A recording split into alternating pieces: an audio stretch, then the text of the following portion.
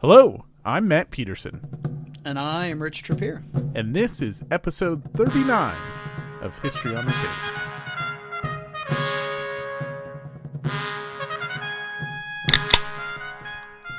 Did you hear that, Rich? I did hear that. And let me see, are we playing the beer game, Wargame game? Exactly. I'm guessing you're drinking Bud Light Lime. No, how dare you.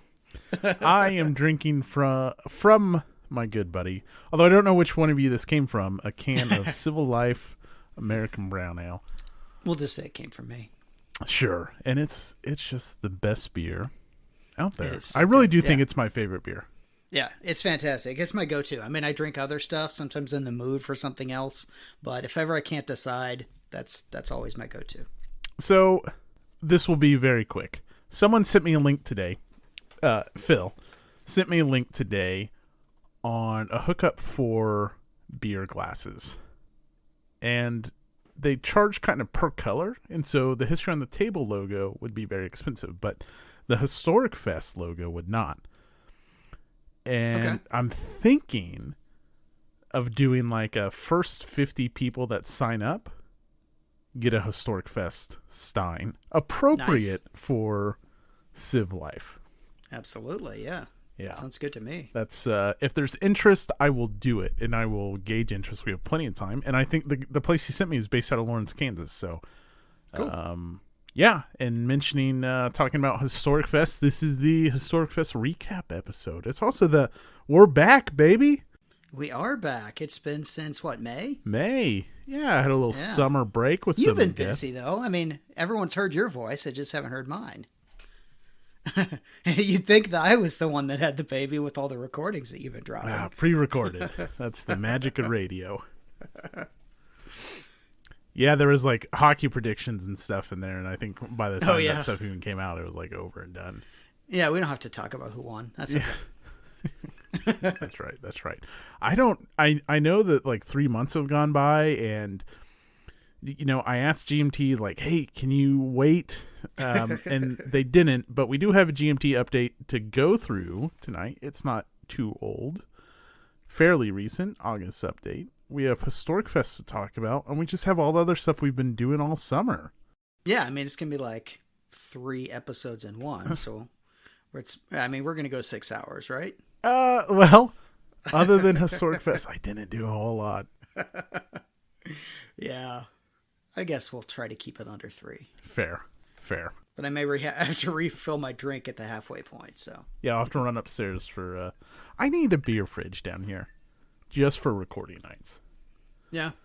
And what are you drinking? I'm drinking an old-fashioned, actually. Classy. Yeah, I like bourbon. It's my my choice drink for the most of the time, but either bourbon or beer is what I'm... red wine sometimes. That's like... Those 3 things is like 95% of what I drink. I think that's a song, like 1 bourbon, 1 red wine, 1 beer. Yeah. I think that's how it goes. Yeah, I call that Friday. All right. Should we just like go with it? I don't like, do we need had a baby, busy summer, did the thing, had a convention? Yeah, I say we stick with what's working. All right. Let's talk games and like... I didn't go on a crazy spinning spree. I had like 1 GMT P500 come in. What about you? So it's funny. I didn't buy anything until Historic Fest last week, but and I actually picked up a number of games, but I didn't really spend that much money. What's really funny to me though is my wife bought way more than I did. So she in fact, the first game that I got was Siege of Jerusalem, and it was sitting there and I was interested in it. I know Mitch had been playing it, so I asked him, I'm like, how'd you like it? Is it worth getting? And he said, for that price, it's definitely worth it. And then I picked it up mostly because my wife had another game she wanted, and I got this one for free. So I got it on the buy 1, get 1 free day. So I picked that one up. Haven't played it yet, but it's sitting there tempting me on my shelf. Nice. Siege of Jerusalem from... Who made that? Let me look. It's an old one. It might be Avalon Hill. I'm not sure. I can see the box, but I can't Avalon see the Hill details. Yeah. It looks like an Avalon Hill game. Very good. I just showed up today, I think, Stalingrad 42 expansion, Little Saturn. This is after Stalingrad and the Soviets go on an offensive. Nice. I did an unsacking. If you want to check that out, it's all of 14 seconds. Yeah, I'll have to like and subscribe on YouTube to see that. That's right. Or is that a Smash that subscribe and like button, y'all. Did you talk for half an hour about the components too? I have an idea for one of those, but this was another unboxing short, but it came in a bag, so unsacking. Yeah, so Stalingrad 42 rocks. It's such. I still haven't played that. I need to get that on the table. It's just good. It's really good, and this is more of that. And I think it's cool that some of these other games are getting some, like, that there's expansions for some of the old Dogbon stuff coming out. Is there a map in there, or is it? I haven't seen your unsacking. Is it a map, or is it just a scenario? No, so it's got the cards, some player aid cards, the setup cards, the counters, and the little booklet. Okay, use the normal map, as far as I know. That's right. I just undumped the sack. And I didn't even look at it. All of his games have those really nice setup cards. Yes. They're so you just pull out the counters and load them up. Yeah, it was funny. I was actually talking to Rex at HistoriKC, and he was setting up this game called 1777, the year of the Hangman. Yeah, I saw that on the table. From Clash of Arms, and beautiful map. And I don't remember the exact setup locations, but let's just say you were looking at a map of, I don't know, Northeast United States, and it said, okay, place this unit in Trenton or something. Not even that. No? It was like Protestant meeting hall. No hex numbers, no reference. Just black text on a very dark map, and it's like, all right, find Protestant meeting hall. That's like you have to ask for directions. You find a local. Well, like, you got to go down this road and take your third left. So he was Google mapping some of these locations to at least get close. And this all circles back to some miniature setup cards, because the first meaty war game that I really had a lot of setup and was intimidated by was the U.S. Civil War, and that has amazing setup cards. And then boy was I disappointed with whatever game came next, and I found out that was not the norm. Yeah, that's almost his signature, is those nice setup cards. The things we take for granted. I think that just should become adopted by the entire industry, is setup cards or reference points or something. I don't know. Now I see here you bought a game has interested me for a very long time, because it's the Red River campaign. I figured you would like that one, yeah. Yeah, I have a copy. I just haven't played it yet. And that have the same S&T magazine game that I have? Yeah, because that's okay, cool. That's about the only game out there that covers that campaign, which was just a complete and utter F up. Yeah, and there's actually so I picked up a number of S&T magazine games. I picked so that's strategy and tactics. Some of them are just, there were magazines there, but there were also several with. There's a whole box of actual full games. They're all small games or magazine games, but they were $5 each, and I think I picked up 6 of them. So I got one on the Red River campaign, and there's actually another campaign in that same one. That was a twofer, but I knew Red River was something you had talked about. It was on Road to Vicksburg, the Fall of Rome. There was an Arctic World War III game that I thought looked cool. Hastings, and then one in Ukraine, 1943-44, called The Tigers Are Burning. So, yeah, a number of those. I haven't even looked at them yet, but for $5 each, I picked up a handful of those. Well, now that you have Red River campaign, that could be a consideration for definitely the list. That's Great Battles of the American Civil War, right? Early. I did not realize that. So, yeah. Yeah. I don't think. I think we talked about that when you talked about. Let me scroll down. Which Civil War game? It was one that you talked about that I haven't played. Oh, no idea. But I also bought it. Whenever I bought it, we talked about it too. I don't know to what extent Berg was involved in the design of Pleasant Hill, but it is part of the series. So early on, it was released in 1986. So cool. Yeah. Well, I'll bump that up on my to play list. Nice. So one of the coolest things about HistoriKC this year was meeting new faces, especially the new faces from our Discord.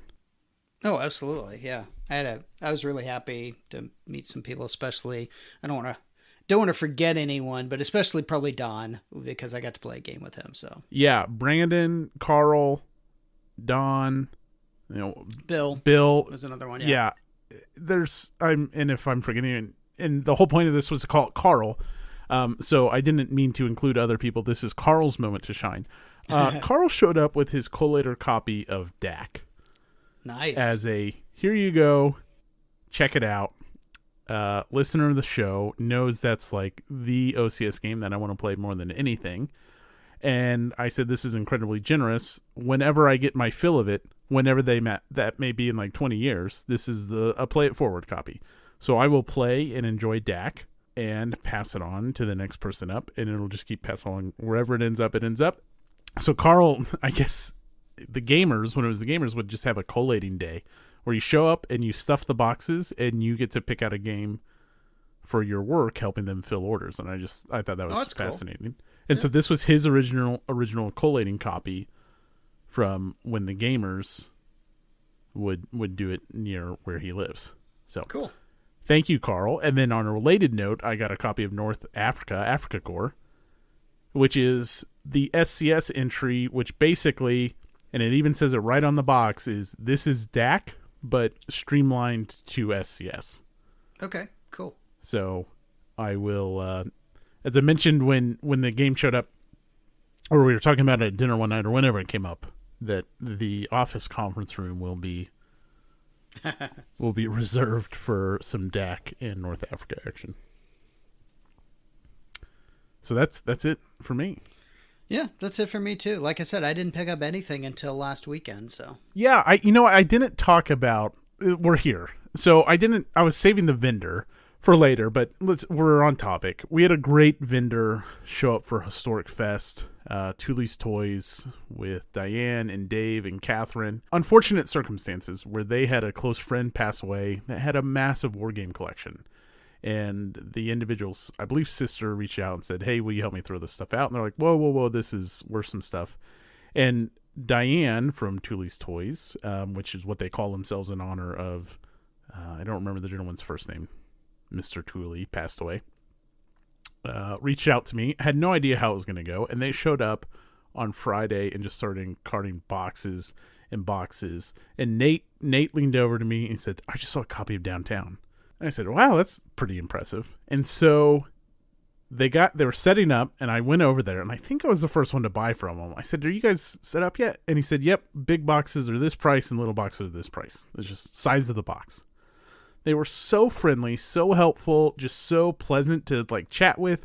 A great group of people with an amazing deal on games. So I also walked out with a copy of Gringos, Serpents of the Sea. Nice. Which is Flying Colors, but that's the American Rev game, which I've talked about. Carl, another shout out to him, said, hey man, aren't you looking for a copy of Serpents of the Sea? They have one in that box.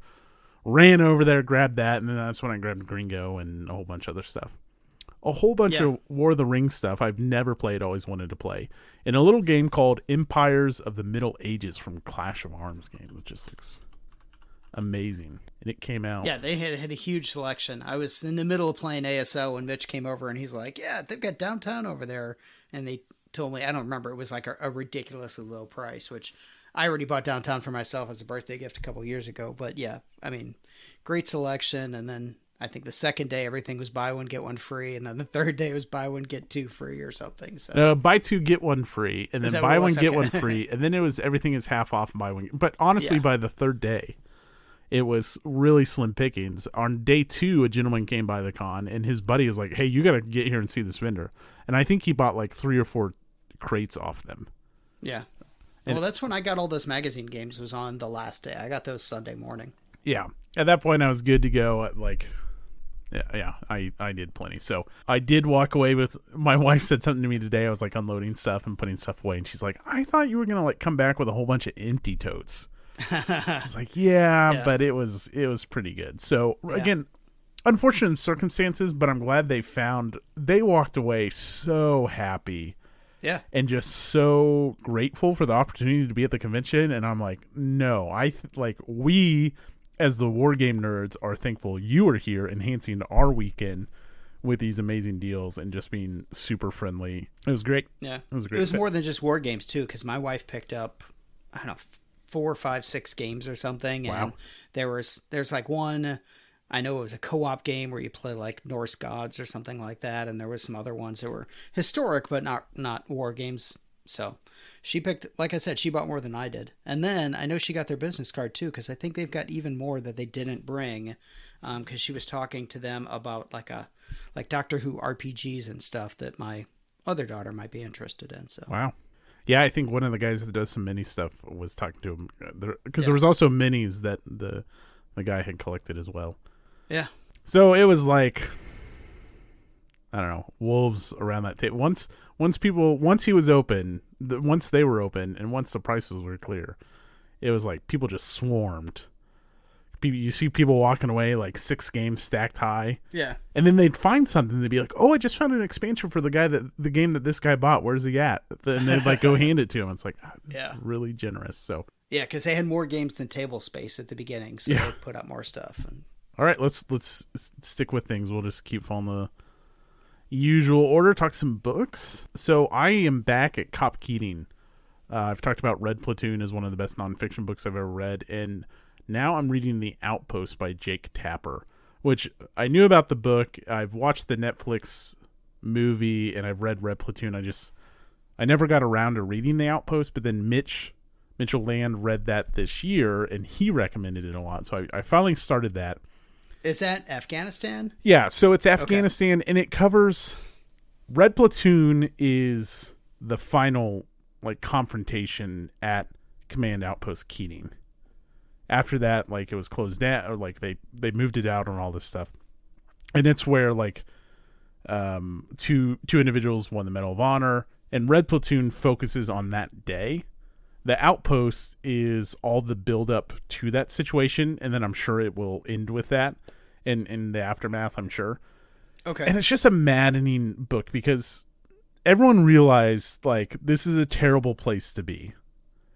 And so far it's just been fuck ups all throughout, like just awful situations with helicopter pilots and medics being dropped down but then like spinning so fast the cable snap. Like the book is very emotional, it's maddening, and I'm like not even into the like climax. I'm not even close to the actual big deal, and it's just it was a terrible situation for everyone involved, but the book is extremely well written. I think Jake Tapper is like a reporter or something like that.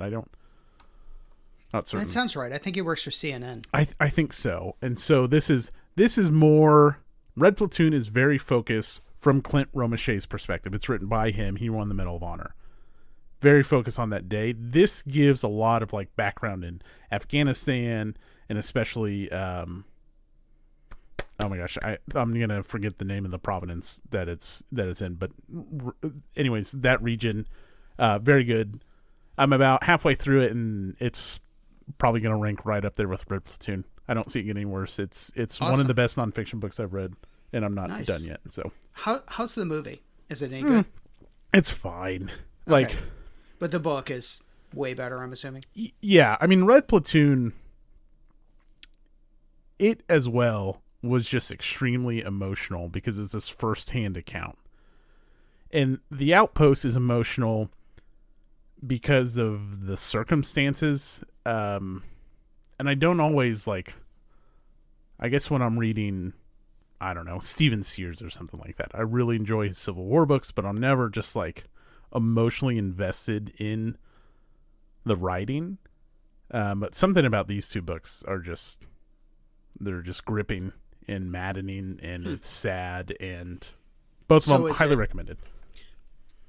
Like, you talk about emotional investment, like along the lines of something like Band of Brothers. Yeah.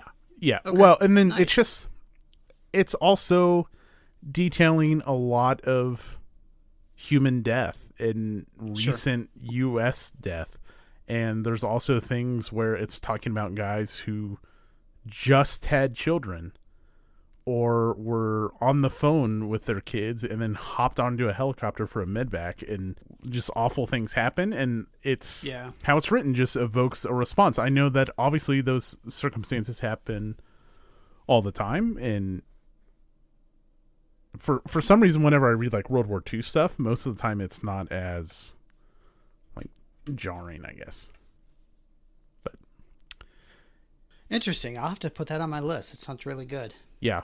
I would. I mean, I read Red Platoon for. You can read whichever one first. I'm sure. It's just Outpost is more of a big picture that eventually gets there, and Red Platoon you just kind of start. It gives a little bit on. I think it's 321 Cav. A little bit of like the formation of that, and then it really just throws you into the action immediately. And then if you want, like once you're done, then watch the movie, and like it's fine. Like it's a war movie. All right. What about you? What have you been reading, Rich? So I've been reading one book all summer. Well, really three, but so I've been reading the Pacific trilogy. Pacific Crucible, I think, is the name of the first book by Ian Toll. And it's interesting because I've read a lot of Pacific War stuff, but never read this one just because, I mean, it's 3 books and they're so big. But I think I asked even on Discord, I'm like, I've read a lot. Is it worth it to put in? And to be fair, I'm listening, not actually reading on paper, but I mean, it's like the 3 books are something like 96 hours, or I can't remember the exact number. It's crazy. I'm like, is it really going to be worth it? And everyone's like, yeah, it's really good. So they're absolutely right. It's definitely worth it. They're fantastic books. I'm loving reading them. I mean, to the point that, like as soon as I finish one, I'm downloading, spending the credit, getting to the next one. So I'm about 2.5 books in. I'm halfway through the 3rd book, and they're all just so good. Like if you've, we read, I don't remember the name of the book we read on Midway last year, or a couple years ago, maybe. I don't remember when it was, but that was good and it was very detailed. But just like the first book ends with the Battle of Midway, and it's got several chapters on it that are just all about Midway. And the second book starts with Guadalcanal, and it's really well written, and it's so engaging that it just makes you want to play a game. I'm like, as I'm reading the Guadalcanal stuff, I'm like, oh, I want to play a game. And the 3rd book, so far it's been a little different. I think they started with Saipan, and then they've sort of taken maybe detours. They've talked about political situations in both countries, and they've talked about B-29s and submarines, which is just fascinating because I've always loved submarines. But I'm loving the books. I'll finish them up probably sometime before we record again, and then I don't know what I'm going to read next because these are so good. Red Platoon and Outpost. Yeah, I guess so. Problem solved. Yeah. And then the other thing I sort of restarted reading, we talked about this a few months ago. I know I read Devotion, the Adam Makos book, but then I saw there's going to be a movie, which, hopefully it'll be good, but it's coming out this November. I told my wife about it. I'm like, I read the book. It was really good. The movie's coming out. And she said, well, I'd like to read the book first before I see the movie, just because she always wants to do that. And then, so we started listening to that one together. So we actually listened like most of the way on the way to Kansas City last week. So we got a few chapters in. Nice. Yeah. Nice. They, that book, different authors, they plug it as related to The Boys in the Boat, which is a book I've often had recommended to me. Haven't heard of that one. So yeah, I'm always a little wary of the movie just because, you never know. I mean, a movie is a different way to tell a story, and sometimes they highlight different things in the movie. So we'll see how it goes, but the book is great, and I'm definitely going to see the movie when it comes out. Nice. All right. Let's talk about some games. Yeah. So I think before we took a pause last time, we talked about the Columbia Block War Games on Rally the Troops. Yeah. And since then, a shout out to Patrick from our Discord. It was really his idea. We started playing Wilderness War. I know. I still haven't got to play that one yet. I've talked about my intro to Wilderness War. I think I'll just give a brief rundown. Like, that was the first Hex Encounter war game I tried playing. And this is the game I've talked about where we sat down and we didn't even read the rules. We just opened it up and tried to start playing, and it was miserable. Okay? Which is how I play every 18xx game online. And I walked away and I was like, I don't know why people talk about this as one of the best war games ever made. and it took me until this summer to get back to it. And what's amazing is, gosh, I remember we're like hunched over those rules, trying to figure out how to even play, what we should be doing. And then I pull up the rules this summer, and I was like, these are easy. And I get it. I've also been playing almost not exclusively war games, but predominantly war games since then. And so a lot of that just becomes second nature. So read through the rules and then start playing with Patrick. Now you can play a game without reading the rule book, but you know where to look in the rule book. Right. So we played a game, it was great, and then we joked around about a tournament. And then, sure enough, we started the Patrick O'Leary's History on the Table, Kansas City Memorial French Indian War Awareness Pro-Am Tournament for the Wilderness. Otherwise known as the POHTKCMF5. just for the Wilderness. Yeah. And so we had, pull up our little bracket here, 2, 4, 6, 8, 11 people sign up. The winner gets a cool beer glass. If they win, they're allowed to take Patrick's name off the beer glass if they want. So they still going? It's still going. And cool. If you want a copy of the beer glass, there's a link in the show notes to our Teespring shop. But if you buy the beer glass and you're not the tournament winner, you have to buy it with Patrick's name on it is the only downside.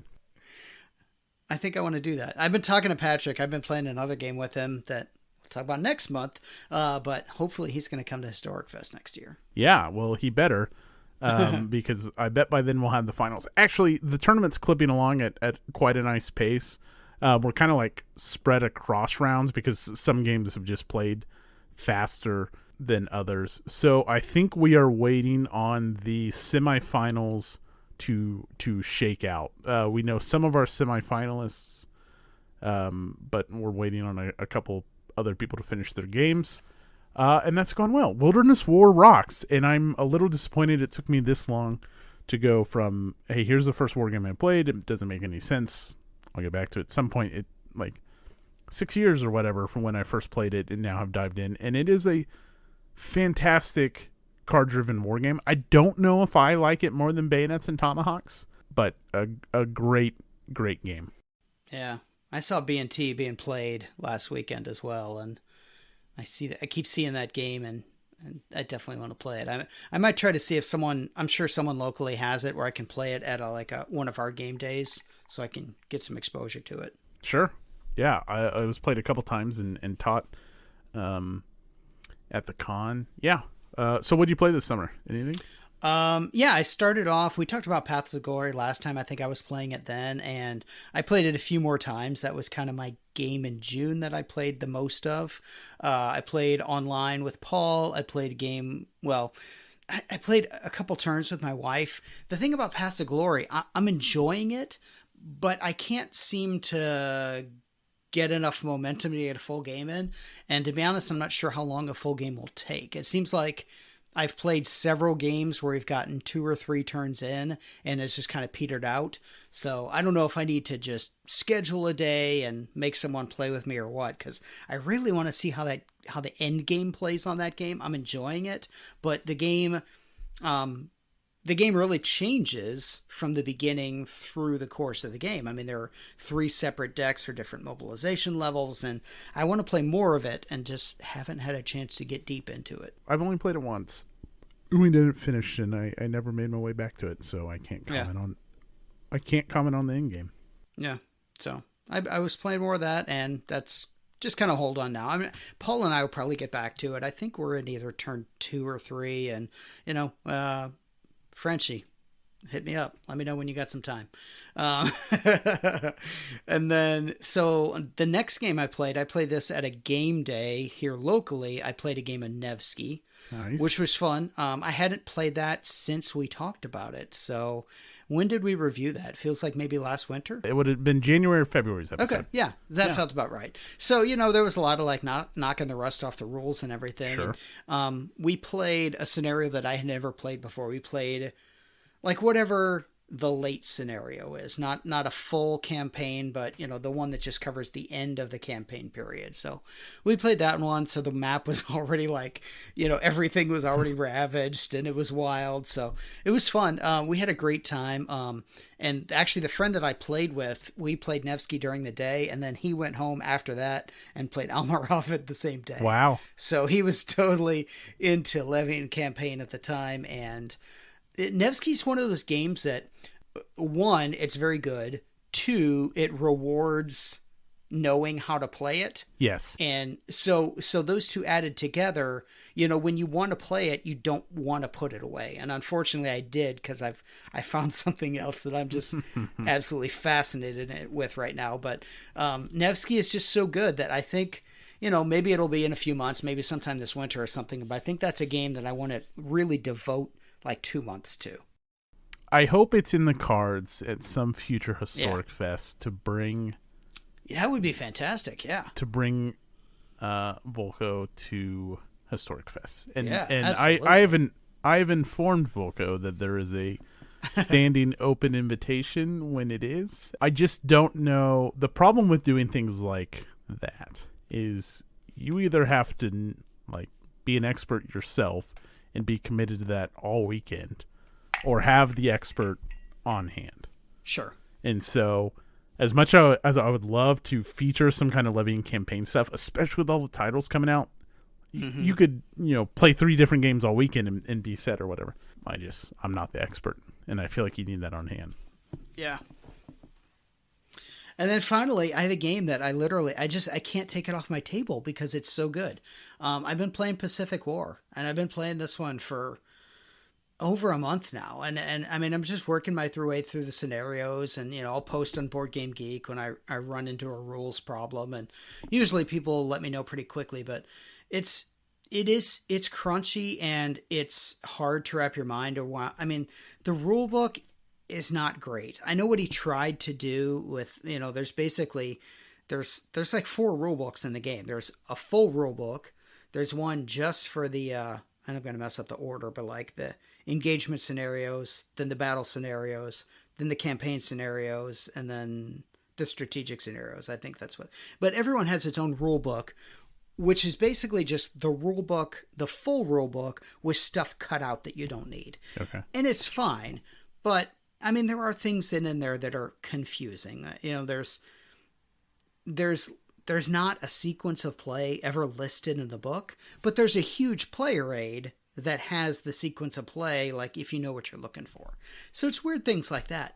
But the thing that fascinates me about this game is every time I ask a question about the rules, or if I dive into it and figure it out myself, every time there's never been a rule that once you understood it, it didn't make sense. Everything is like, oh yeah, obviously that's the way it should be.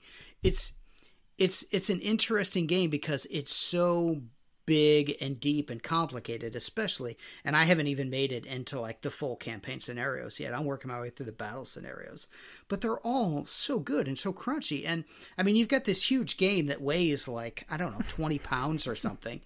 And you can sit down, and it's even got, so it's got 2 full maps that cover the entire Pacific, but it's also got this smaller map that covers like Northern Australia and the Solomon Islands. That map easily fits on a small table, and you can sit down and play that map. And there's lots of scenarios for that map that play in anywhere from an hour to 2, 3, 4 hours. It'd be perfect for a game day. And they're just so good. I mean, there's interesting decisions.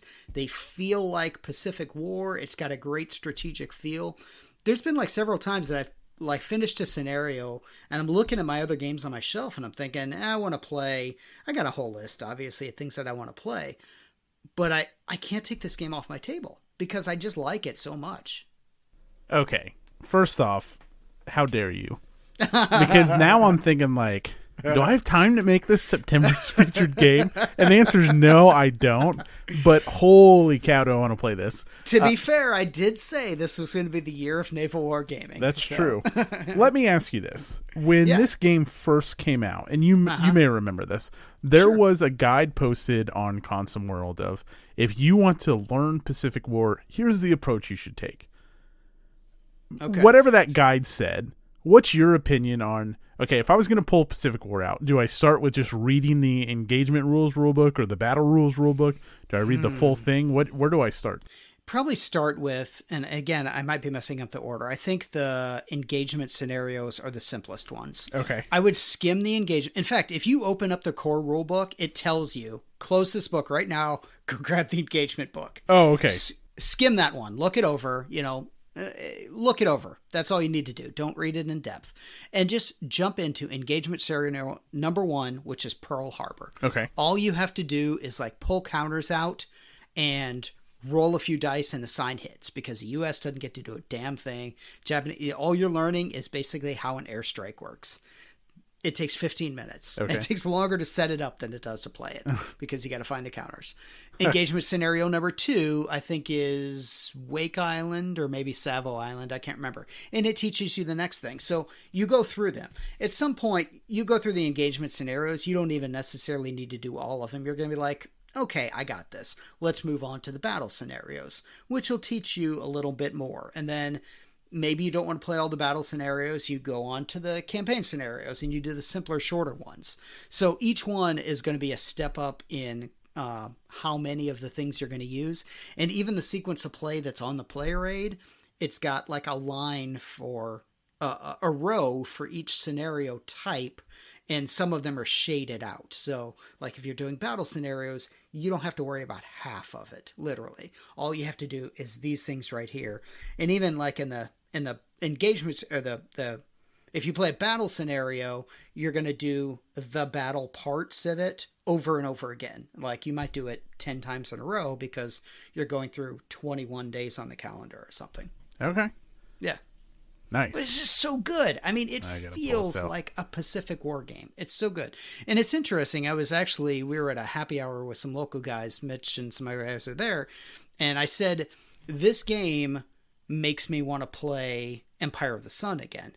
And I think Mitch understood me because he looked at me like I was crazy. I don't mean that this game is not as good as Empire of the Sun, because it's better. Ooh. But you can see the same bones in both games, and Empire of the Sun, which is not at all a light war game, is light compared to this one. And it doesn't make me want to play Empire of the Sun instead of this. It makes me want to play Empire of the Sun in addition to this. Sure. Okay. Yeah. Well, you've talked it up, and now it's so good. I can't take it off my table. Every time I've tried, I've been like, no, I'm going to play one more. It's I don't know if you ever played the video game Civilization, the whole one more turn thing. But it's one more scenario. I can't get it off my table. Rich? Yeah. Oh, number 2. Well, I'm empty. Do we need to take a break? No. Well, unless you really want one. That's up to you.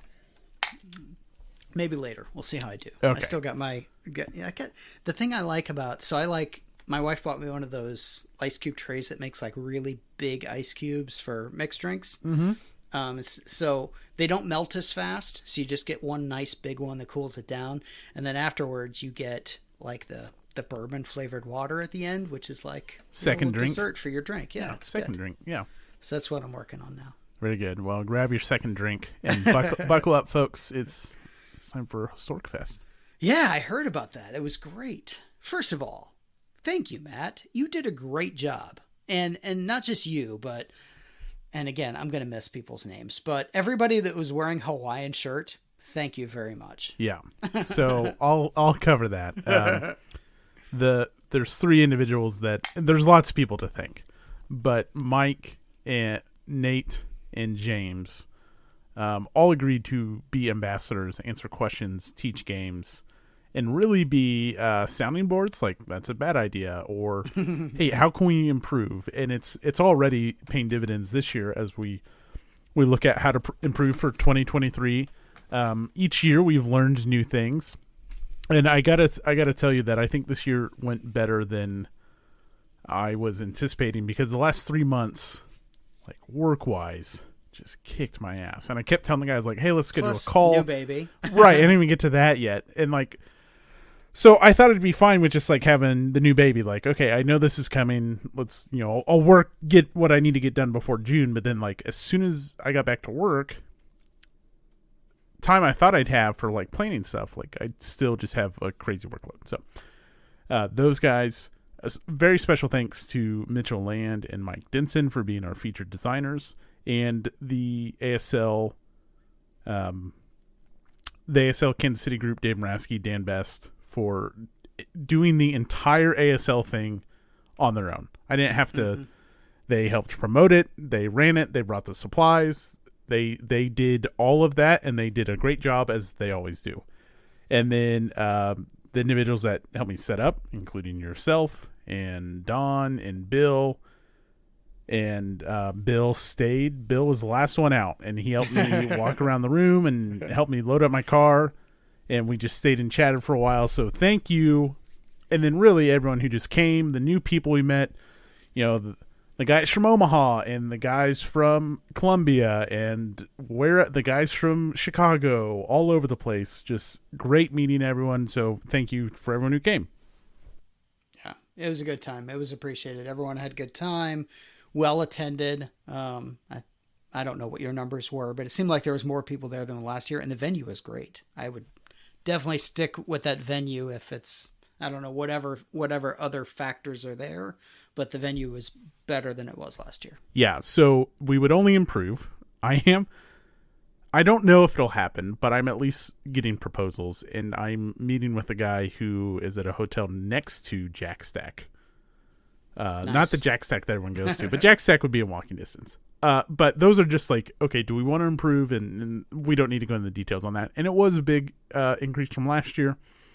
After the end of the day on Saturday, we had surpassed our goal.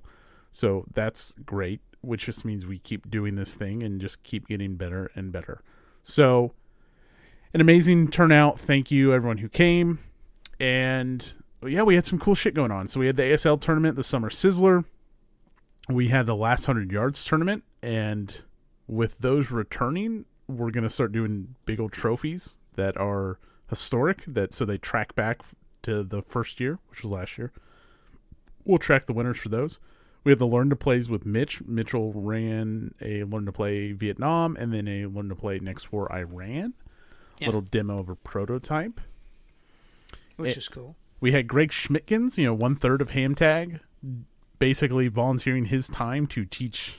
If you had reached out to him beforehand, he would teach you any game you asked for within reason, and then brought his own games, and he is a fantastic teacher of games. We had others just volunteer to teach games. A gentleman was running Blue and Gray. Don was running Pub Battles. Mm-hmm. It was all kinds of stuff.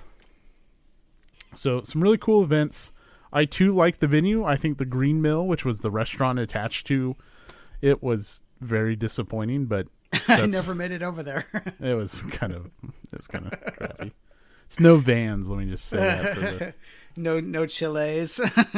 Yeah, no. But you know, they had beer, and it was one night like I just got super busy and like never got a chance to go grab dinner, so I just walked over there, and Mike Denson and I split a pizza. So it's nice to at least have it there, even if it's not the best. Yeah. I already talked about the vendor. I don't know. Is there anything? We had prizes for every participant. We had free things getting passed out. We had prizes for participating in the Learn to Plays or winning the tournaments or whatever, you name it. So if you walked out of there empty-handed, it's because you left your copy of Pandemic at the convention. I'm holding on to it. Yeah, I think if you walked out of there empty-handed, you were probably just walked into the room by accident. Yeah, yeah. And you know what? It was you even had food in there, and food and snacks and happy hour. We had two different breakfasts, and I think I learned like always have protein at the breakfast. So like first breakfast was all pastries, right, and that was fine. And then the second one was like eggs and bacon and biscuits and gravy and stuff, and it was hotel stuff. Like, but like it was good to have protein. Yeah, and all of those things. And like I thought the snacks were fine. Like it was nice around 3:00 to get some like substance in your gut. And did you have barbecue? Like most people I talked to did some kind of barbecue. So that's I think I still have 8 happy hour tickets. Can I still cash those in? Or yeah, and we had a happy hour on Friday night. I didn't know I was going to stay Saturday night. I only knew I was staying Friday night, and so like I got my money's worth out of that bar for sure. I don't know. Is there anything else just generally you want to say about the event or anything, or do you want to talk about what we played? Not generally. I mean, the space was great. I mean, it was like the perfect size where, there was not like there was a bunch of empty space, but people weren't overcrowded, and it was great. Mm-hmm. On Saturday, I was like, oh boy, we're going to have to like condense in, and I did a little bit. Yeah. But we could have gotten creative and just like been a little bit more efficient. So we have some room to grow in that space. I like the size we're at. Obviously, if we get bigger, that's just more stuff we can provide for people. And so we'll go from there. And I thought the hotel was fine. I mean, it was a Holiday Inn, but it was a Holiday Inn suites, and it's fine. It was a place to sleep and wander up. Yep, I had no complaints about the room, but I didn't spend all that much time in there. So. Yeah. Yep. Let's talk some games then. I think so. Overall, big picture, great time. Went better than I expected. Met some great people. I'm sure I'm forgetting people. The guys from Columbia. Oh man, they're right in between us. They were great. Lynn and Walt. We closed out the con with them playing 1832. The last 100 yards champ returned. Brian Vanacek. He did not advance to the finals, but Les, the skin in the game, is back-to-back skin in the game champion. We have a new overall champion, but it was just new faces, old faces. It was great. I'm so much energy for next year. We're already getting proposals. We're talking about, I think, hopefully Here I Stand, Virgin Queen, some big multiplayer stuff. It's going to be a good time. Let's talk about what we played. So I played a little game called Advanced Squad Leader. Nice. I don't know if you heard of that game before. Some people would say it's the greatest game ever made. Yeah, no one says that. But I mean, it's great. I can't remember the last time I played it face to face, but it's been years. I mean, it was definitely pre-COVID, and it was probably a couple years pre-COVID actually. So, I play a decent amount on Vassal, never enough, but I get to scratch that itch now and then. But playing face to face is so much better. And I mean, I met a guy that I've never met before we played, and it was great because we were both at about the same experience and skill level. So, but the guys there were great. We're constantly yelling over there like, "Hey, how does this rule work?" Stuff like that, because it's quicker to ask them than look it up. But we had a great time. We played literally all day Friday. We played a 9-turn scenario that went about 8 hours, and but it wasn't too complicated because there was one vehicle and everything else was infantry. So it was pretty simple. It was just long, and we had a great time. So it was so good, and I want to play more ASL. You played with Matthew Velasquez. He's an KC ASL guy. Yeah, he's a local guy, yeah. Yeah, part of the Kansas local City for you, yeah. historical gaming group as well. Nice. Yeah. Very nice guy. Yeah, very. Nice. I played our featured game. I played Next War Vietnam with Dr. Don, and I wish we had more time with it. So how'd you guys do it? Did you start from one of the scenarios? Did you play advanced or standard? What'd you do? Yeah, so we played advanced. We did our shopping beforehand, and we did not the complete surprise, but the next level up, so not extended build-up. So tactical surprise. Okay. Hindsight, we probably should have done extended build-up, but I've been playing extended build-up this week. There's actually not that, in this case, there's not that much of a difference. I'm trying to think specifically what the differences were. I know you get some more of the defense forces. I played the Vietnamese. He played China, and all your aircraft starts. You lose like half your aircraft to start the game. That's right. I forgot about that. Yeah. Or they go to flown. They're not destroyed. Right. With extended buildup, you have them all available. I think. If I'm wrong on that, I played with them all available. It didn't make a difference. So if you're using aircraft, you played advanced? Yeah, we played advanced, which I got home, and then I was like, I need to spend some more time with Vietnam. And I was like, oh, let me just do some standard stuff. And immediately I was like, oh, I kind of miss supply. And I'm like, so I just went right back to advanced. Because, I'm jumping the gun a little bit because Next War Vietnam is our featured game. And I've thoughts on that, so we'll get to that. We'll stick with Dr. Don because I played Pub Battles Gettysburg with him. We played that on Saturday morning, I think. Yeah, that sounds right. And it was fun. He was there to teach that, so I saw him teaching some other people on Sunday morning as well. So he was playing that quite a bit this weekend. It's a nice setup. You know, it's called Pub Battles because it could make a good, you know, pub game or a coffee shop game. It's a small 2x2 map, maybe. I might be wrong about that, but that's approximate. The pieces are, you know, blocks. They look like a Kriegspiel game or something like that, but they are hidden, so your opponents can't necessarily see what's coming. But it's not like you take a number of steps or anything, because your first step you flip it up, second step you retreat, third step you're destroyed. So it's pretty simple. Not a whole lot of complication to it, but there are a bunch in the series, and it was fun to play. It was a fun, you know, relatively light war game where you got to maintain your lines, and you know, I was playing. We played 2-on-2, and I was playing sort of against my wife in that one. And I think if you don't understand the retreat rules, it's going to get pretty ugly for you, because you have to maintain your lines. You have to make sure you don't retreat through your own guys and things like that. So we ended up winning pretty quickly because we just sent our cav in to take out their supply train. But it was a fun game. We enjoyed it. Everyone that played it that I saw was enjoying it. Nice. And that's the game that has like the chains or whatever to measure out movement and range. Yeah, he had, I mean, they kind of looked like pipe cleaners, but they were like a little more substantial than that. But there's one size for infantry and another size for cav, and it's divided into thirds because, you know, you can do your full movement, or you basically lose a third for turning, or lose a third for going over terrain.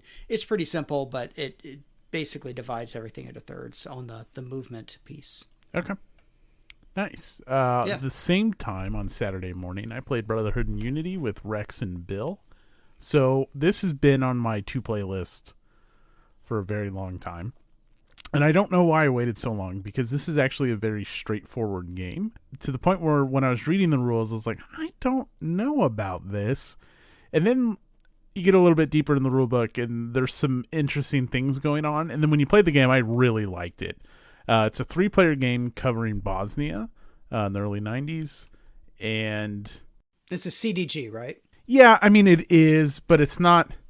It's a very light CDG. Okay. It's a good, fine, solid game that I think has room for interesting decisions. It's not the best war game I ever played, but it does do 1v1v1. So it works good as a 3-player game, which not every war game can say that, and you don't have to divide up sides. So that's a Compass game from 2020.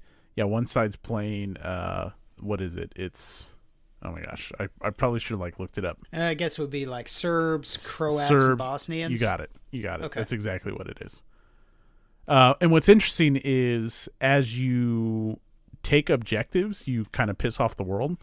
And if you piss off the world enough, anyone, whether you're the Serbs, the Croats, or the Bosniaks, will take airstrikes if you make the world mad enough. And you can kind of hide some cities under UN markers. And so that's where the game kind of gets interesting, is measuring the public opinion versus your objectives. Otherwise, it's a pretty you have to do enough damage. Let's say they have a defense rating of 6. You have to hit them for at least 6. If you hit them for 5, they're not going to take a step loss. And if you hit them for 7 and they have 2 6s there, they're only going to take 6. Anyways. Okay. So very straightforward in that regard. It's more just a balance of public opinion versus the actions you carry out. And that's where the game shines. Otherwise, it's kind of just a solid point-to-point war game. Yeah. Yeah, I kind of watched over your shoulder, at least for a few minutes. So the thing I thought was interesting about the game is, so they had a big map with point-to-point, and then, was it Sarajevo or whatever the capital city is? Yeah, Sarajevo. You had... I mean, almost maybe a quarter of the entire map was a cutout of that, which had point-to-point inside itself too. So yeah, and that's super important for one faction to break out of Sarajevo. Okay. And if I kind of just let it fall, but it's a big point swing for that must be the Bosniaks. Okay. Oh, it was good. I'm gonna keep my copy and I'll play it. And it's like a good, once you know it, like I think you can just kind of tuck it away and pull it out if you need something, because it's not a very hard rules teach either. To be fair, I won't even say we. I shit on Compass from time to time, so it's nice to see a nice Compass game out there. Yeah. It probably needs some errata, but we know how they feel about that. No comment. So we'll move on to the next game. I played Pax Porfiriana, which awesome. I enjoy. I think I played that last year at AAC Con.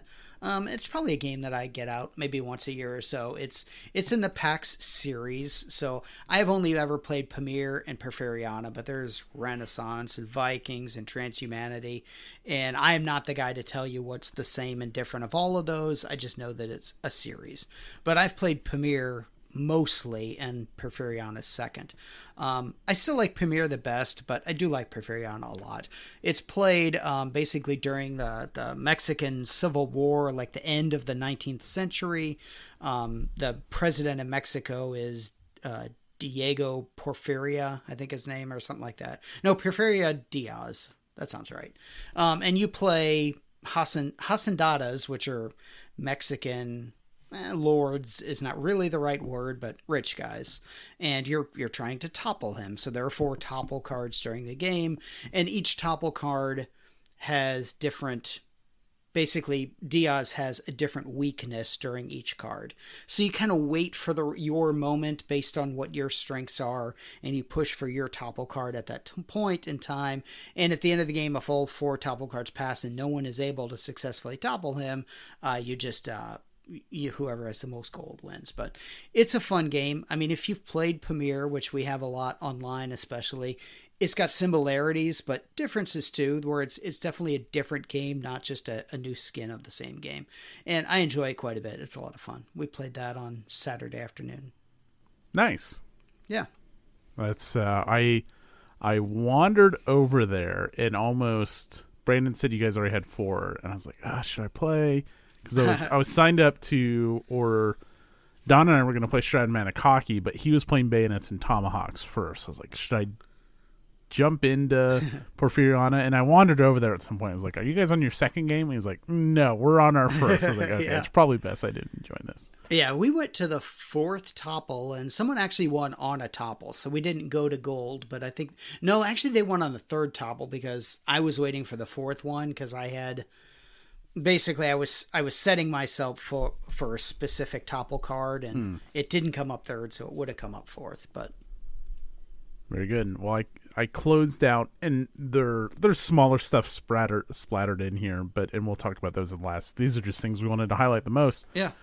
So I closed out the convention with 1832, which was my plan from 6 months ago. Is here's a game that's not on Dot Games. It's a great Bill Dixon design that involves straightforward mergers. So you're not at the 41 level, or where you have like reverse mergers and companies buying each other, or 1817 where you have all kinds of stock shenanigans. Here's some shenanigans set in the Southeast, and we played 6-player. We had a 6-player join us. I count. Yeah, because we used a full table. We had a 6-player join us day of, and it was just awesome. We had, 4 of us kind of all knew each other, and then Lynn and Walt drove up from Columbia, and they were there, and they had played 18XX games, but they hadn't played this or with us.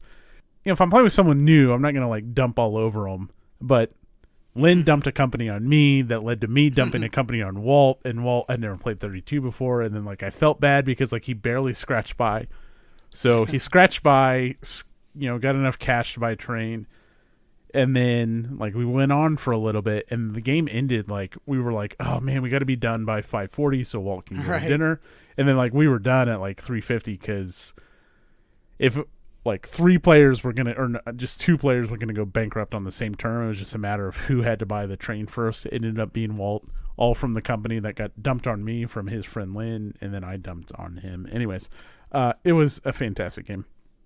Cool. I've never played it because it's not on games, so I haven't played it. Is it similar to any other game that I would know? 70. More about, 70. Oh, okay. I know 70. It shares like price protection with 70. Okay. But you can merge into a system, which makes your two companies one like 20 share company. Interesting. And it allows you, what that lets you do is basically manipulate forced train purchases. Like you can make it look like your company doesn't own a train by moving them between one hand of the system and the other hand of the system. Okay. And so like you can force train buys instead of being train locked. Yeah. It's just a good fun map, fun companies. Cool. That's the Do you know if anyone is working on that for Dot Games? I have no idea. But it's home of the Fecker, Florida Eastern Coastal Railway. Oh, okay. That's the palm tree in their logo when we talked about our favorite 18XX logos. Okay, it's the Fecker. All right. I closed out the con with playing Maria on Sunday morning, which is a 3-player game of the War of Austrian Succession. And we actually played it with 4 because we had a couple players that were just learning. 2 of us had played it a few times before. One guy had played Frederick a number of times, which is the brother or cousin game or whatever you want to call it to Maria. Similar enough games that actually on Maria, there are cards in the game that says, if you've played Frederick, here are the differences. So I think it's kind of akin to Here I Stand in Virgin Queen, that kind of thing. But it's meant to be a 3-player game. We played it as 4, and honestly, it played really well as 4, which I've never done it that way. I've always played it as 3. Because really, there are 4 powers in the game, but the way the game is set up, so it's the 4 powers are Austria, France, Prussia, and the... what are they called? Coalition?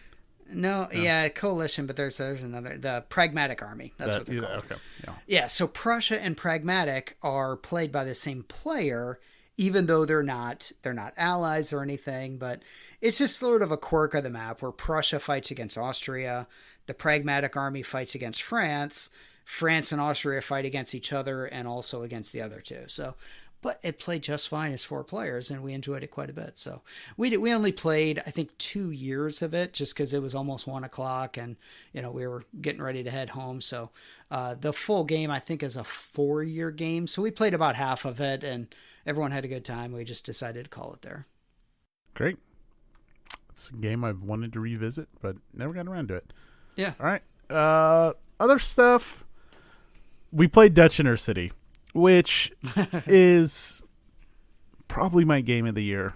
Yeah, you I love it. It's such a mind crunch and a bluffing, and just it's so good. It's hard to value how much something is worth. Like, you can kind of think about it and you think you have a good value on it, but then things change. I want that to be whatever convention I go to is play Dutch Inner City. Yeah, then, I've got to play that with you sometime. Oh, so good. And then we played Ponzi Scheme. I got invited to that game and didn't end up playing it because it was like 9 o'clock on Saturday night. And I think what I told Rex was, if I'm going to start playing another game right now, then I'm going to have to start drinking as well. And you should have, because Ponzi Scheme was totally worth it. Yeah. It was such a game of... It's just so good. And it's trying to guess how much money people have, and how much it's really what it boils down to is how much, one, borrowing way more money than you can ever pay back. So someone will go bankrupt. You just want to be the last, or not even the last one standing. You don't want to be the first one to fail. Okay. So does this game end when one person goes bankrupt? Right. And so then you look at victory points. And so then it's a game of balancing that. I need enough cash to pay off my debts, and I just need to have enough cash so that Lawrence goes bankrupt first. Yeah. If he does that, it's a question of guessing how much someone values something, because let's say I'm going to pick up a red stock and I'm going to hand you cash and I'm going to set a value at this red stock. Okay. I'm going to secretly hand you the cash. You have a choice. You can either keep the cash and I get your red stock, or you can put the same amount of cash back in the envelope and you get my red stock. So a transaction always happens. It's just who's the buyer, who's the seller, and then it becomes a game of like, how much does Rich actually value this victory point piece? Interesting. It's so good. Not as good as Dutch Inner City, but it is funnier. I would see this like also being a staple, like a great late night screwing each other, just trying to predict how broke people are. We played Jeremy was like, I could have sworn that he had enough cash in and out the game, and he was so broke, but he never like, I'm sure I would have tilted my hand if I didn't have enough cash like right away, like, oh boy, I'm screwed. No idea. And then it came around and he wasn't even close to having enough cash. The game ended. It was good. Ponzi scheme.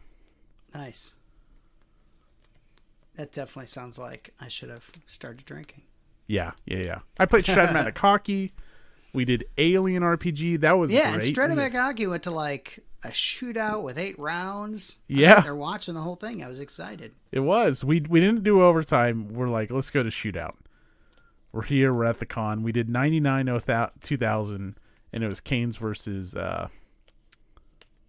was gonna say Penguins as a joke, but it was the Flyers. Yeah, I knew exactly who we played, but I was like, wouldn't it be funny if I said Penguins? Yeah, and you GM'd an Alien RPG game, which was amazing. That was so much fun. I like that system. It was just, it was fun. It was, it was nice because no one there, as far as I knew, except for you, knew anything about the system. You just handed us character sheets and we're just like, hey, let's play. And, we all had fun. The dice were simple to interpret.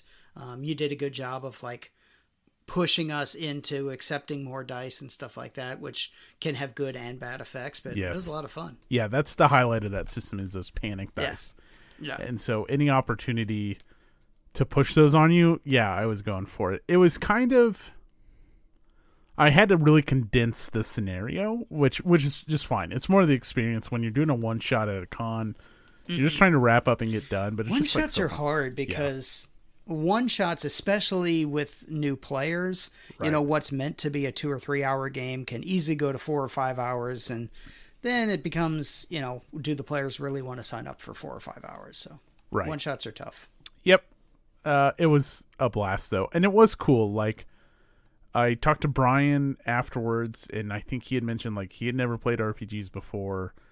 And let's see, Brian, Jeff, Mike, Rex had never played an RPG before, and he did an amazing Everyone job playing is just shitting on him the whole game. Oh my gosh, he just leaned into it, and then he said something. he like said something, and like I corrected him, and he's like, "No, that's what my character's saying." I was like, "Oh my gosh, you're role playing." Oh, it was awesome. Yeah, it was so much fun. I don't even know how that started, but I think Mitch basically just said that Rex couldn't read or something, and everyone went with it. Yep, that sounds good. Yeah, I had a lot of fun. The other game I played was a game of innovation, which we've talked about before, and that's the perfect. You got an hour to kill. You throw down that little deck of cards. I didn't even have mine, but Rex had his with him, so we borrowed his and taught it to the same guy that I played ASL with. So we played a game of innovation. Yeah. Yep. Very good. That's Historic Fest, folks. I put up a playlist of everything that was played, to a certain extent, and what I could remember, and some other people put some stuff up. It was just a good. What was the total number? Had to be 50, 60 more, maybe. I think it was more than that. I had it in the spreadsheet, but then some more got added. Okay. So actually, I have my. Probably around 50, 60. Okay. Yeah. Yeah, a lot of games. Yep. Good stuff. And a good spread. Like, we had Euro games and train games and obviously all kinds of war games. So, speaking of war games, how you like that? Uh-oh. It's time. It's time for the game of games. It's the Wargame Game. Come on down. It is the game that everyone is waiting for, everyone except for me. It's been 3 months. Are you ready? Now is your chance to show that you are smarter than me. Rich, hand on the buzzer, sir. All right. I get my free guess. Yes, you do. Should we explain the game? Okay. So there's a game that I've thought of. It's a published game, which I guess is a clue. That I've thought of, and Rich gets that counts as a clue to guess, and every time I give him a clue, he loses a possible point. So he gets a free guess, meaning he gets 10 points. If I give him 7 clues, that means he only gets like 3 or 4 points. However that math works out. What's the best I've ever done? 6 or 7, probably. Oh, Rich, please. Come on. Come on, I've done that well. There was one that I got lucky on. I think so, but the average is more like 2 or 3. All right. Well, I know what game it is. So okay. It's SPQR. No. Oh, damn it. This is a World War II game. SPQR is World War II, isn't it? Oh, well, there's not that many World War II games, so this should be easy. Sure. Enemy action Ardennes. No. Okay. This game is set in the Pacific Theater. All right, here we go. We're in my wheelhouse, at least. Let me think. I think there's a game that's what's the name of that Guadalcanal game? I can't think of that, so I'll have to think of something else. How about no, that's not Pacifics. Let's say Flat Top. No. Okay. You're right. Back to the right sheet. This game uses blocks. Ooh, okay. What is the Triumph and Tragedy game that uses the blocks? It's called... Is it Conquest and Consequences or something like that? That is the name. That's not the game. Okay. All right. Good. So at least I got the right name. But well, game. Yeah, Conquest and Consequence. No plural, yeah. But yeah, close enough. Yeah. Okay. No, but that's not it. Okay. This game was released in 2021. Wow. New game. Tarawa. You got it. Yay! There we go. What'd I get? Is that 6? That's 6. You got 6 nice. points. Awesome. I thought it may be too easy. No, it's not too easy. It took me 4 clues to get it. You didn't even, yeah, but it's hard. You didn't even get to 60% of the clues. I didn't get to the rhyming. Nope.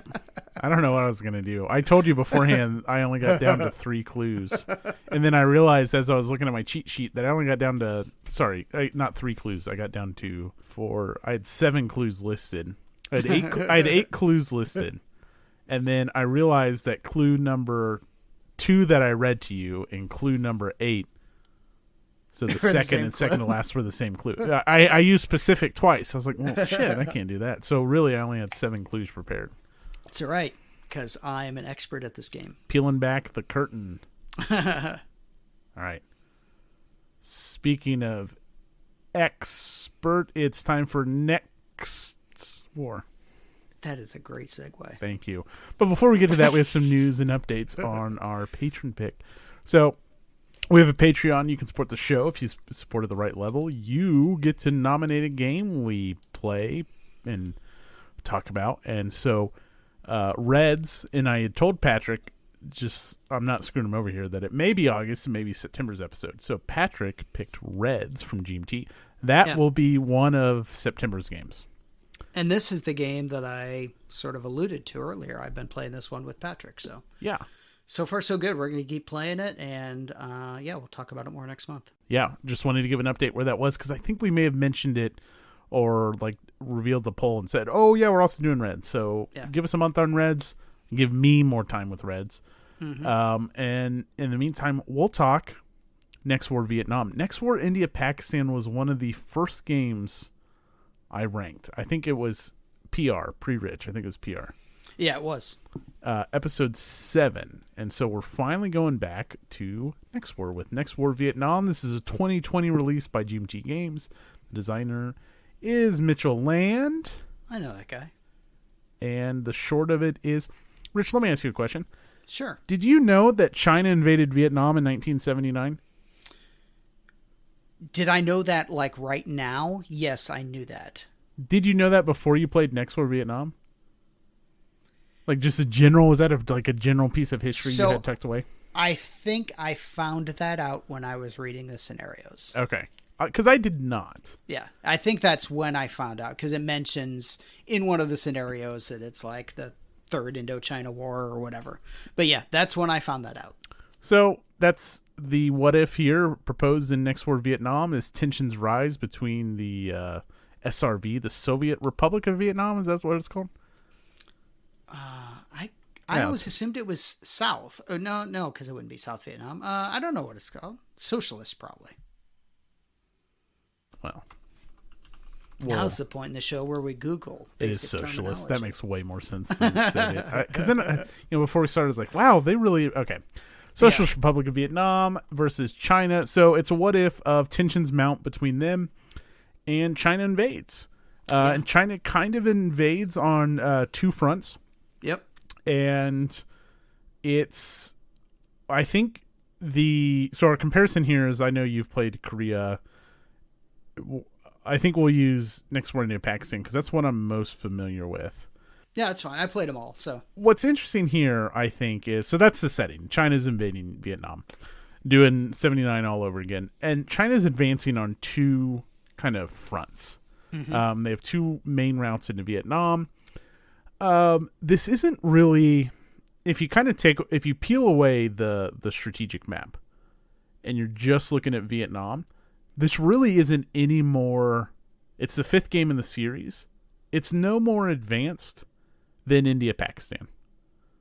I would say even if you take away kind of all the at-sea stuff, it's maybe even more straightforward than India-Pakistan. The big change here, and Mitch even mentions this, is really just the introduction of jungle terrain. Right. And other than that, it's just here's a new what if with next one. It's not a bad thing or anything. It's just like what's different in Game 5? Well, not a lot. It's just here's a new hypothetical. We've introduced some new terrain. And here's the piece for you to combine Korea, Taiwan, and Vietnam. Yep. And so that's the map itself is really just North Vietnam. Right. And I don't mean that like as a country because there is no more South Vietnam, but the northern part of Vietnam. It doesn't go like down into the southern part at all. It's basically just, Hanoi is kind of at the center of the South Vietnam part of the map, and it extends a little bit below that, and then northern, just a little bit of China so that they have an invasion route. So this does introduce, since we're talking about maps, it does introduce a strategic map. What's interesting here is because of the situation where China invades Vietnam, a lot of the U.S. assets are coming from different theaters. Right. And so you use that map to get them from there before they're actually effective in game. You need to rebase them. Yeah, there you've got Japan, which is a source of some allied troops, and then you've got the Indian Ocean, and I think it's called like the West Pacific reaches or something like that, but basically coming all the way from the U.S. And Guam, they can be in a number of different places. Yeah. And so you have a little bit of naval stuff on board. You have the amphibious. You can do beachheads and stuff. It didn't come up in any of my games. And that's more of just I've never really messed with the naval stuff, so I'm not going to start messing with it now. Yeah. I think the naval comes into play the most there's a couple of... So if you're just playing Vietnam by itself, and if you're playing a combined game, then obviously the naval map takes on a whole different importance. Sure. But if you're just playing Vietnam, there's the Spratlys, and I'm drawing the blank on there. One other island or set of islands, a couple other islands that are basically just, if you're playing China, you're going to want to invade those because you're going to want to. It's going to stop the U.S. stop or slow the U.S. from getting troops into Vietnam. Yeah, so there's you're checking for control of three different spaces, and you are, I don't know, is there anything else to paint big picture wise about what's going on in this game? I think you painted it really well. This is the chunk of Vietnam. You have a small part of the Pacific Ocean at play, kind of abstracted at a completely different scale than the main map. Yeah, you said that there's not a whole lot of naval, amphibious assaults. I've played with some. I've used those in the past, not only just for invading those islands, but also for, getting troops onto the southern part of that. And again, it's not South Vietnam, but getting more troops into that southern part of the map, I have found that to be useful as well. Because you start off with basically your main invasion forces from... it's not exactly north and west, but if you think of the map as a standard map, it's sort of crooked, but basically in the north and the west. And then you get to do some airdrops as well, which I always put those guys into the south because, that's where they're really useful. And then you can follow up with amphibious assaults, and actually the U.S. can follow up with amphibious assaults because you get some Marines in there to try to take back some ground that way too. So right. I have found that to come into play, but for the most part, yeah, you want to take those islands to basically be a barrier to the big carrier fleets that are going to come join the party. I should clarify. Don and I did not get there, and then I did not really mess with naval stuff because I'm not familiar with it.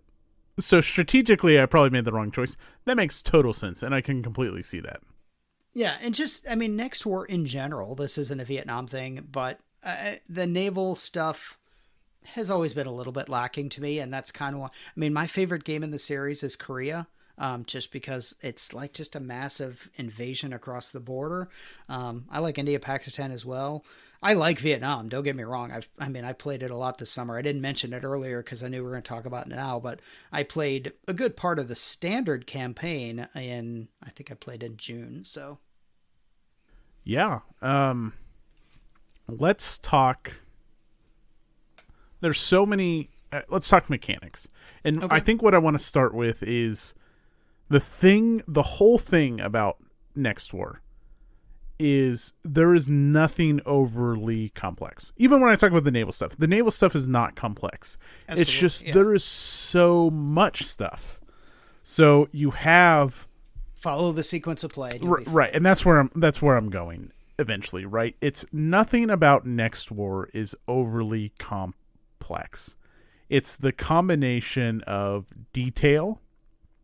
You really get into the nitty-gritty when you start dealing with the advanced air stuff. And then you start adding in, maybe you add in the cyber rules, which Don and I played with, or maybe you're throwing in supply rules, now you're throwing in detection rules, and so you start adding more and more detail that you're just adding more. Take a step back from there. There are basically two ways to play, standard versus advanced. Right. Advanced, obviously, is a lot more detailed in depth. The two main differences, and there are others that I'm missing, the standard game doesn't really use supply. There's no supply units on the board. And the air game is a completely different game. I mean, there's a whole mini game when you play advanced roles with air units, whereas with standard game, you just get air points. And detection is a much bigger component of the advanced game. It turns on and off so many different abilities, whether something's detected or not. And that's, in Vietnam specifically, that's where jungle comes into play. So with what Rich said in mind, two forms of play, a great point we should have made at the start. It's just all of that. Even in the standard game, there's a lot, but in the advanced, there is just so much. So big mini game, lots of detail, but it's detail that I enjoy. And the way you tackle that detail is what Rich said. Follow the sequence of play. Which is well written. It is. I mean, and there's even rule references on the player aid. Whether you're playing the standard game or the advanced game, you follow this. And one, it's incredibly important because there are phases get repeated. Sometimes the initiative player, whoever the side that has the initiative, can do cool new things, or maybe there's specific scenario rules that allow, that changes the game depending on what phase you're in. So one, you need that roadmap to make sure you don't miss anything. And then two, it just walks you through the game. Just take it step by step. When you get to a new thing, go read that. Go walk through it again. And I think that's how you should approach Next War, because once you start diving into the actual mechanics, I don't think anything's going to be like, whoa, this makes no sense. Mm-hmm.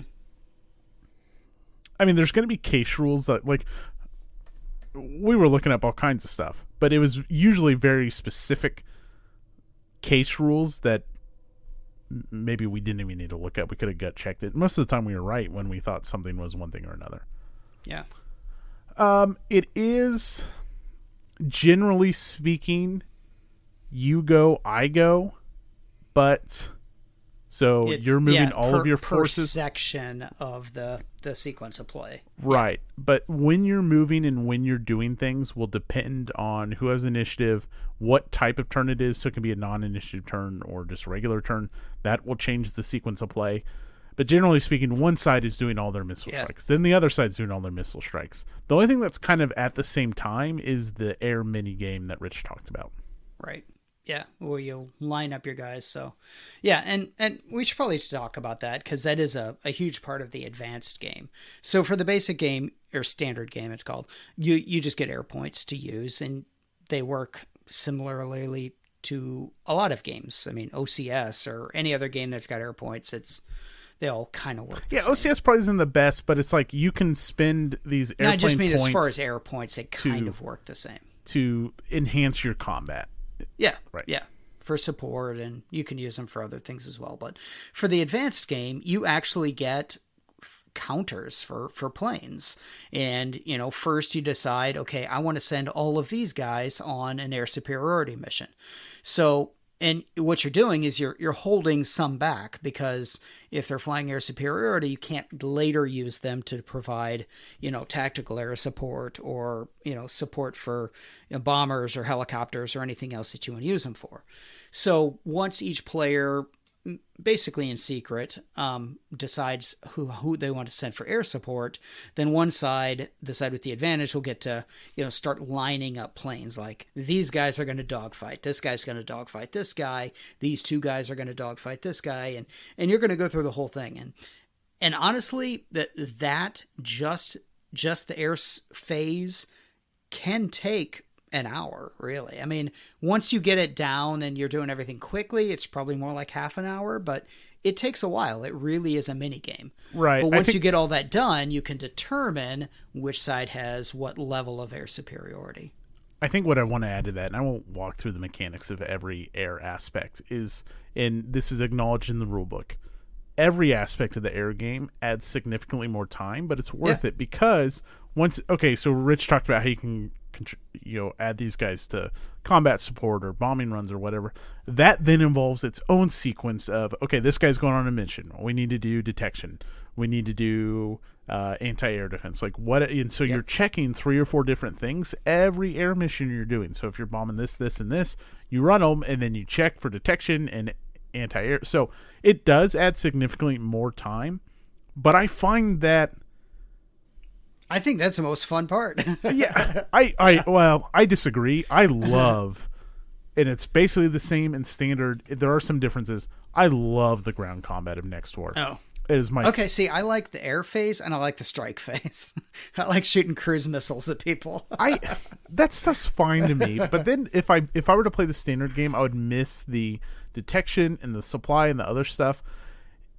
I guess it depends on the scenario. Like, if you're equal on missiles, more or less, but like in Vietnam, usually you're not. Yeah, the Chinese have like 45 crews, and they get to start the scenario with like 20 shots or whatever. No, it's 45 Scud missiles and like 20 cruise missiles. Yeah, and then the SRV have 5 Scud missiles. Yeah, and so it's just you're way outgunned, and so yeah, it's fine. I mean, that's probably accurate, but it also is like, okay, shoot your missiles. So, anyways, all of that adds more time, but it's worth it if you're interested in that. You don't have to do that, and you can even cut the air part out of the advanced game if you find it takes too much time. And here's the other thing. Here's the other thing I'll add on the time component is it seems to take the most time in turn 1, because that's when you have the most assets available. Those things speed up as you spin down, as aircraft becomes unavailable, as your hackers, as their computers blow up and you lose your hackers and your special forces missions guys, they don't come back. And so you start dwindling those resources, and it is a game of managing those resources, managing cruise missiles, and I'll get there, but it gets quicker. Yeah. And one other thing I wanted to add about the air system, in Supplement 2, there's a completely alternate new air system that I have not played at all, so I can't comment on it at all, but there is a third alternative there as well. I think one of the things I like most about Next War, when we're not talking about more abstract, why I like this game, what do I feel when I play this game, is you start the game, you're the Chinese, you have all the aircraft, you've won air superiority against the Vietnamese because they have 8 planes and you're sending like 20. Yeah. You have all the strikes available to you in the world. You can do 10 missile strikes. And in the Vietnam, you get to do on the first turn, you get to do special forces missions, and then you get to do special forces missions again. Yeah. What I like is this game is, I don't know if it's threat assessment or priority assessment. It's you have so many decisions of where you can commit your resources. Are you going to commit them to help your ground push, or are you going to start throwing resources at making their air defense and detection methods less useful? Are you going to start hitting, like bases? Are you going to drop nukes? The priority assessment and the target assessment in this game is just like fascinating. Yeah. I think what I like most about the system is it is 100% not a World War II game with modern units. Yes. It's completely separate. I mean, the mobility, like on if your elite units are going to move 3 times on a single turn. The mobility is high. It's all about, detecting headquarters. Like I said, I like the strike phase. I like to find their headquarters, find their units, and shoot missiles at them. Yeah. That feels very modern rather than just loading up, a big army and not. I'm not complaining about the ground combat, but it's not about loading up a big army and just rushing into the next guy's army. But even if you wanted to, I mean, you don't have. The whole map isn't covered. Like you have 5 units for 1 corps, right? But you can still support your ground efforts, which is kind of what I went for. I was striking his HQs, his artillery, to hopefully give my ground units the chance, because I knew I was losing the air game. On the counterpoint, Don, every chance he had a strike, again, he could strike my SAMs or my anti-air, take down or your my tracks. detection. He was it's interesting that I think different players assess different priorities. Yeah. And it allows you that wiggle room.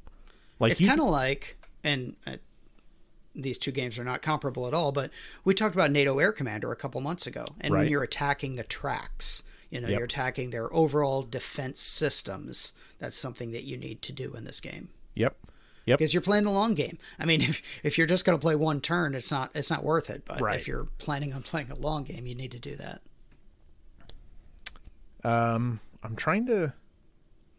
I don't know, what else there is to say about. What else do you have to say about Next War, Rich? So, not about Next War, but specifically Vietnam. The jungle really does make a difference. It makes it feel very different, especially if you're coming from something like Poland. I mean, Poland, wide open, lots of mobility, not Vietnam. You're going to stick to the roads. You're going to have a hard time if a guy's got what are the fortresses called? They're not called fortresses.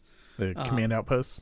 Yeah, the command outpost. If a guy has a nice defensible unit with a command outpost at one of those jungle crossroads up north, that's a tough nut to crack.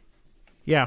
It's not only a defensive units attacking in are halved, mechanized and motorized, are halved, but it also, depending on what if they're not on a road, they're not detected, meaning you can't strike in and run. You try to knock them out before it even matters. I don't know if I have anything Vietnam. I do like that there's 2 fronts, or 2 approaching Chinese forces, and then it's I started in the first time I played it when I was doing the tactical surprise. I started them way out on the border. And then Don airdropped south of Hanoi immediately. And I was like, because I had nothing down there. So I started scrambling back to Hanoi. And that's then so when I played the that's build... where the 101st Airborne helps out. You drop them in there. And I started running back. So the next time I said, I was like, all right, I'm going to be a little conservative, and I think I'll leave this corps in Hanoi.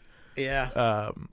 So I do like that you have the Chinese advancing on 2 fronts, and then from a ground unit perspective, the map isn't overpopulated anywhere near it. It's not a very counter dense. I mean, there's tons of aircraft. Yeah, an entire formation of which there are. Well, I mean, the South Vietnamese have their sort of defense zones, and they've got Hanoi guys, and they've got 2 or 3 army formations, but each of those formations is going to have 4, maybe 5 counters. So they're going to have some artillery and maybe 3 infantry units. Right. Maybe one of those will be mech or something like that.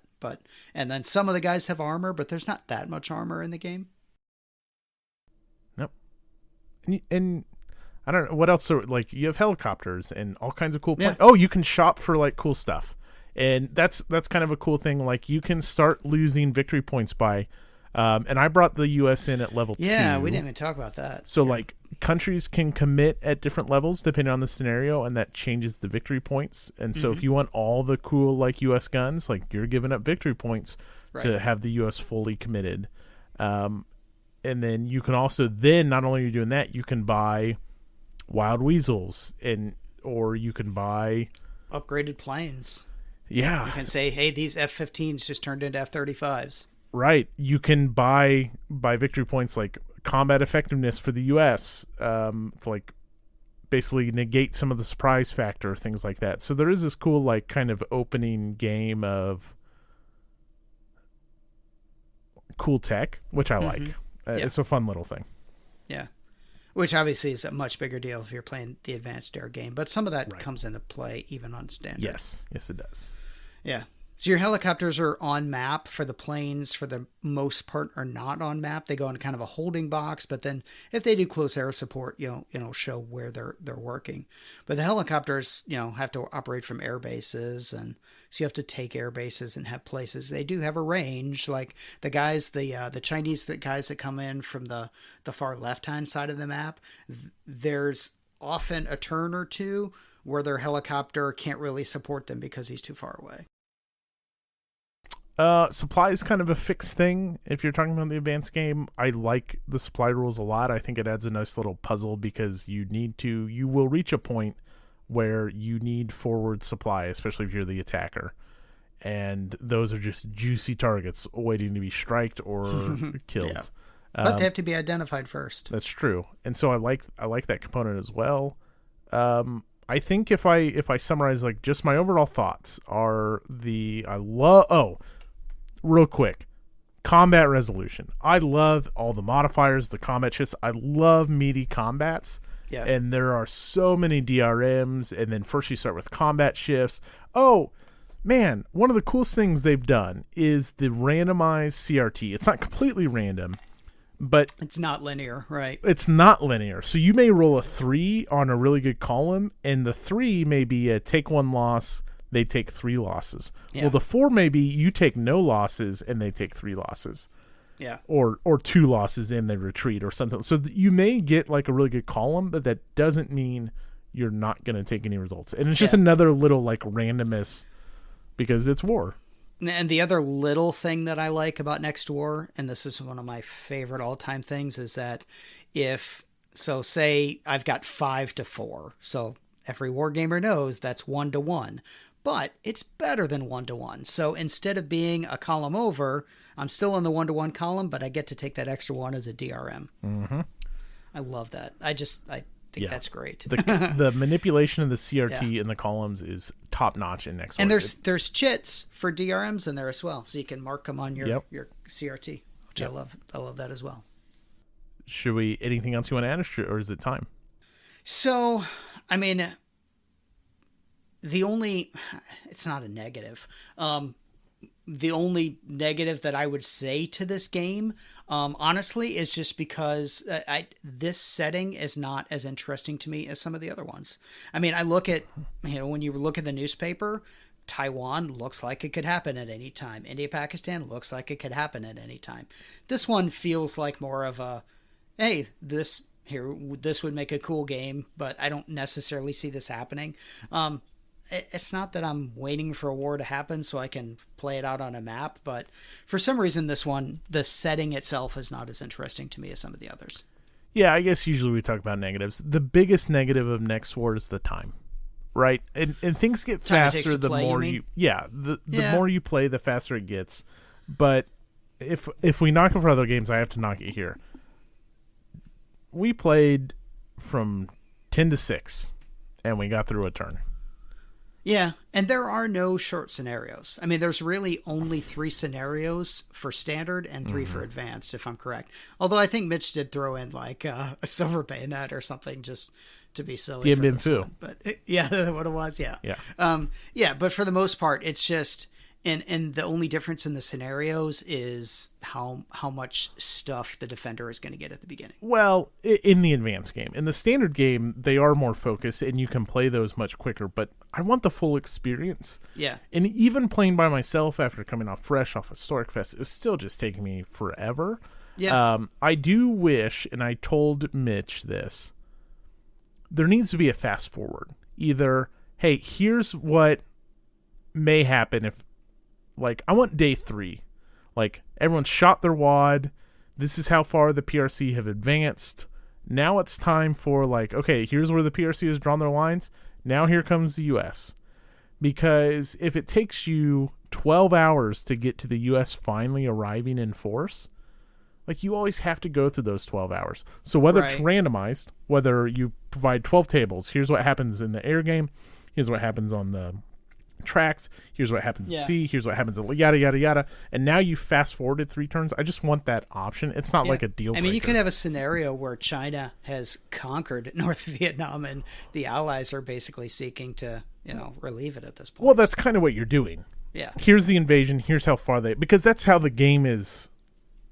If that's the curve of the game, right? Right. The PRC push, the Vietnamese take it in the teeth, and then you hope the Allies show up to some extent. Yeah. And the reinforcements start coming. And although, it's not a done deal that China is going to conquer Hanoi. Right. It is tough. Right. Yeah, those clearing markers. Urban fighting in this game is not easy. Right. That's absolutely true. And that's why I think it needs to be random, but it would be cool in some of these games to be like, all right, you've done this, but like maybe you want to pick it up later. Anyways, the time commitment is a huge knock against, not a huge knock because I really like the game. It is a big strike against it. Yeah. And the naval rules in general, just, I don't know. I mean, like I said, often it feels like it's just sort of a delaying action. Almost feels like the naval rules should either be more or less. And I'm not sure which it is. I'm not sure how to fix that. It's just that the naval rules in this game are not as good as the ground and air stuff. Nice. Let's rank it. All right. We have a list. Not our list. We're just the custodians. That's right. We are merely the sculptors, we're the pressure washers. When you haven't washed your deck for 30 years, we come in and spray down your list, and it reveals, oh my gosh, look at this list under here. And so it's a list of every war game ever made, ranked from best to worst. And we're going to rank Next War Vietnam. Every war game ever, from the U.S. Civil War to Zeppelin Raider. Yeah, everything in between, U to Z. All right, so we have a starting point, obviously. We have Next War India Pakistan on this list at number 7. Yeah. And then, if you want to get cheeky about it, the next hypothetical game we have, I believe, is Ardennes 2024 at 39. And I'll be bold, and I'll say this is somewhere in between Next War India Pakistan and Ardennes 2024. Now, do we want to take a few minutes and decide if this is better than Ardennes 2024? It's better. But it's, you know what, Rich? It is, you can disagree with me. It is not better than Next War India Pakistan. No, I agree with you. And I think it's for the main 2 reasons are, for me, historical intrigue, if you want to call it that. India-Pakistan seems more likely than China-Vietnam. And India-Pakistan, that mountain terrain is just fun to fight in. Yes. Also, and the jungle is too, but no naval rules, interesting mountain terrain. Yeah, I like IP better. Yeah, as much as I like the jungle terrain. Plus, IP was my first. Yeah. And I have so many good memories of Lawrence trying to blow up the same bridge like over and over again in IP. And it's, you know what? But I do genuinely think, for my interest, just like you, IP more interesting for whatever reason. So there's our ceiling. All right. So let's jump. I don't think we need to go directly to the middle, I think, but I'm going to throw out some titles and you tell me if you like this one better. I think I'll start out with some easy ones that I think it's pretty sure were better. So it's 17, Battle Hymn Volume 1. Better. I agree, yeah. So now we're between 7 and 17. It's getting easier, see? We just cut like 20 games off the list. That's right. Let's go with a harder one. Dien Bien Phu. Not as good. Not as good. I would agree. I think we're right on the same page here. Yeah, I'm gonna So here, I'm gonna scroll down for you. Okay. Atlantic Chase. Atlantic Chase is just so different. Yeah. And that's its best thing about it, but I still think Next War is better. Oh.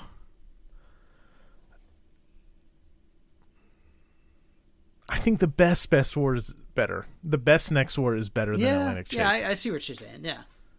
And there's still a lot of Next War out there. Right. Okay. So you like Atlantic Chase better than Vietnam? Next War Vietnam? They're close. If not, it's around the area. Yeah. The problem is I think we have Atlantic Chase ranked too low. Yeah, that could be. Because let's go up. Holland 44 versus Next War Vietnam. Those are probably more comparable just because Atlantic Chase is unique. Holland 44 is more of a standard war game.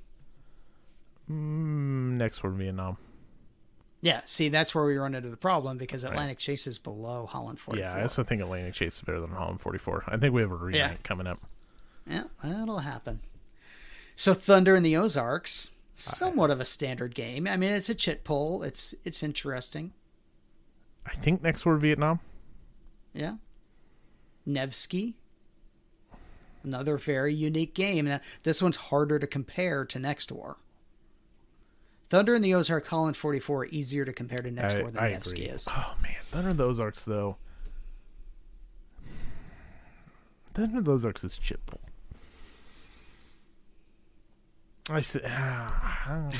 That's tough. I don't think it's better than Nevsky. I don't think it's better than Nevsky. No, I don't either. And I think I'd put it at 14. I think I would put it at just above Thunder in the Ozarks. I like Thunder in the Ozarks, but it's a simpler game. Not that that's bad, but this one definitely has more depth to it. I agree. There's more. There are things I probably enjoy more overall. I think I'm getting hung up on the time of Next War Vietnam, which shouldn't matter because the 8 hours I played at Historic Fest and then my weeknights this week have been amazing. And so, like, if I'm playing 8 hours playing Next War Vietnam, I'd rather do that than play 8 hours at the bottom of our list. And so, yes, it takes forever. It really does. It is a very long game. Yeah, I mean, last year at HistoriCon, I played Next Door for 3.5 days, and I enjoyed it. But we have been having these conversations about what to do at Next WarCon next year. It would be nice to have something that you could play quicker and still get a good, solid taste for that system. I will put it at 14 above Thunder in the Ozarks with you knowing that Atlantic Chase is going to have to do some climbing. Yeah. I don't know how we ended up with it there, but I don't know either. I think at least 2 spots. Yeah, we're going to have to go back to episode 36 and see what was going on that. Yeah. Someone go back and listen and tell us why we did that. All right, so that's our list, folks. There we go. 52. Next War Vietnam is the 14th greatest war game of all time. Out of 52. And Zeppelin Raider is the 52nd greatest war game of all time. All right, Rich, how many games do we have left? Well, we got a choice. We can either do 52 more, or we can stop when we have both played every game that we own. All right. We're making progress somehow. Something like that. It keeps didn't we growing. Just each buy like 8 games? Yeah, and I think last time we did this, we were at like 49 or something. So do all my new magazine games that I just bought count? Yes. Yeah. Well, yeah, because we're going to play. We're going to have to play Red River. That's right. Well, You know what? Red River is going up for September's game because I think we could play it. Okay, perfect. So speaking of Red River and Reds. Look at that. It's thematic. It's the what? Excuse me. It's thematic. Oh, yes, thematic. I heard that as something else. So what Rich is talking about, what I am talking about, is voting and picking our game for September. We have a Patreon. If you subscribe at any level, we're going to put up a poll as soon as this episode goes live, probably be Saturday afternoon. And you get to vote. And there will be 5 to 32 games for you to choose from. There will never be 32. There will probably be like 5 to 8 games that you get to choose from that are chosen by Rich and I. So like you get to vote, but we're not going to pick things we don't want to play unless you like really convince us. So anyways, we're going to throw up a couple games.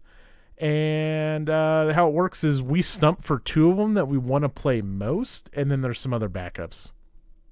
All right. So do you have September's nomination for you, Rich? I did. I just changed it 2 seconds ago. This is the year of naval wargaming, and Red River is a naval war game because it has a river in it. So I'm stumping for Red River. If Red River gets... First off, I'm going to vote for Red River. I've always wanted to play it. If we do Red River, you need to go find... I think it's in book 2. Whichever Shelby Foote book you need to check out and just read the short section on the Red River campaign. Like, okay, sure. Yeah, boats, I got that on my shelf. So the perfect. boat gets stuck, like the river runner gets stuck, and like the Confederates are taking pot shots at it, and it just like keeps getting stuck, and it's just a cluster. There's a Red River book called the Red River Campaign, something from beginning to end. Like, it's not cluster F from beginning to end, but it might as well be. That's longer, or you can just read Shelby Foote's little synopsis on it. All right. Perfect. And because it's a magazine game, I'm assuming there's going to be an article about it in there as well. Yeah, but it was probably written in the early 80s, and, well, we know the problems with that. Okay, I'll do Brotherhood and Unity. I'm not, like, I'd rather it be the Red River campaign from the magazine, but I also think, like, here's a cool opportunity to talk about a 3-player game. We don't have Maria on the list. We don't have a lot of, like, multiplayer games. And also, our list is very heavy. We like heavy war games, Rich. Mm-hmm. And I've talked about this before with, like, when I've stumped for Red Flag over Paris, which needs to go on this list. It's just nice to get lighter games in. And, not, like, if we picked this, I bet we could hop on the Discord and find 2 other schmucks and play this one night a week, and just like you're done in like 2 hours, 2.5 hours about it. Especially if everyone knows the rules, then you're done in no time. So it'd be a cool game that I think we could get a lot of play in over the next month. But if everyone voted for Red River campaign, then I also want to be upset. All right, schmucks, let's play. You're not schmucks, everyone. We love you. And actually, I shouldn't say that because I do generally like love our interactions with all the people we interact with. Whether you are a Patreon or not, we do appreciate your support of the show. But if you are a Patreon, you can go and vote. All right. You want to do other stuff? Other stuff, yeah. We got a GMT update. We have a GMT update. Let me pull up.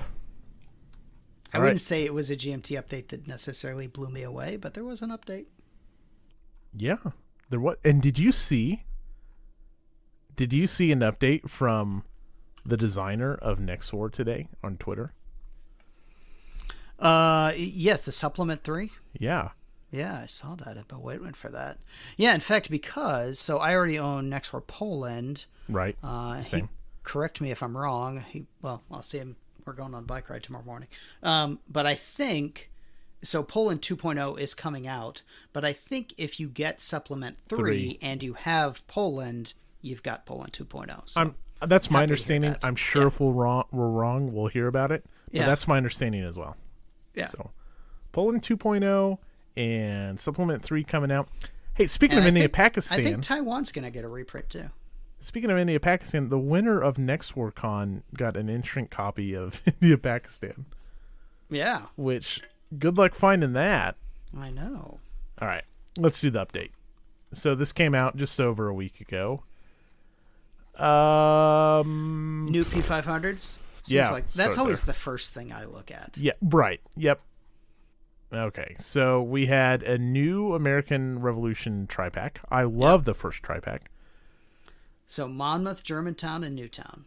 Which, honestly, I'm not even going to feign knowing the difference between those battles. Like, I'm just not I know enough about the time period, but I don't know the battles. I don't know the military history of the Revolutionary War. So, yeah, I have the Battles from the Age of Reason Monmouth game, but I haven't played it yet. And I have Savannah from the American Revolution games, but I haven't played that yet either. So what I'm saying is that I don't know anything. Yeah, I don't think I'm going to back this only because, look, I actually love these games. I just don't play them enough, and I don't know why. And since I still have unplayed in the first tri-pack, look, GMT's tri-packs, from historically speaking, are great value.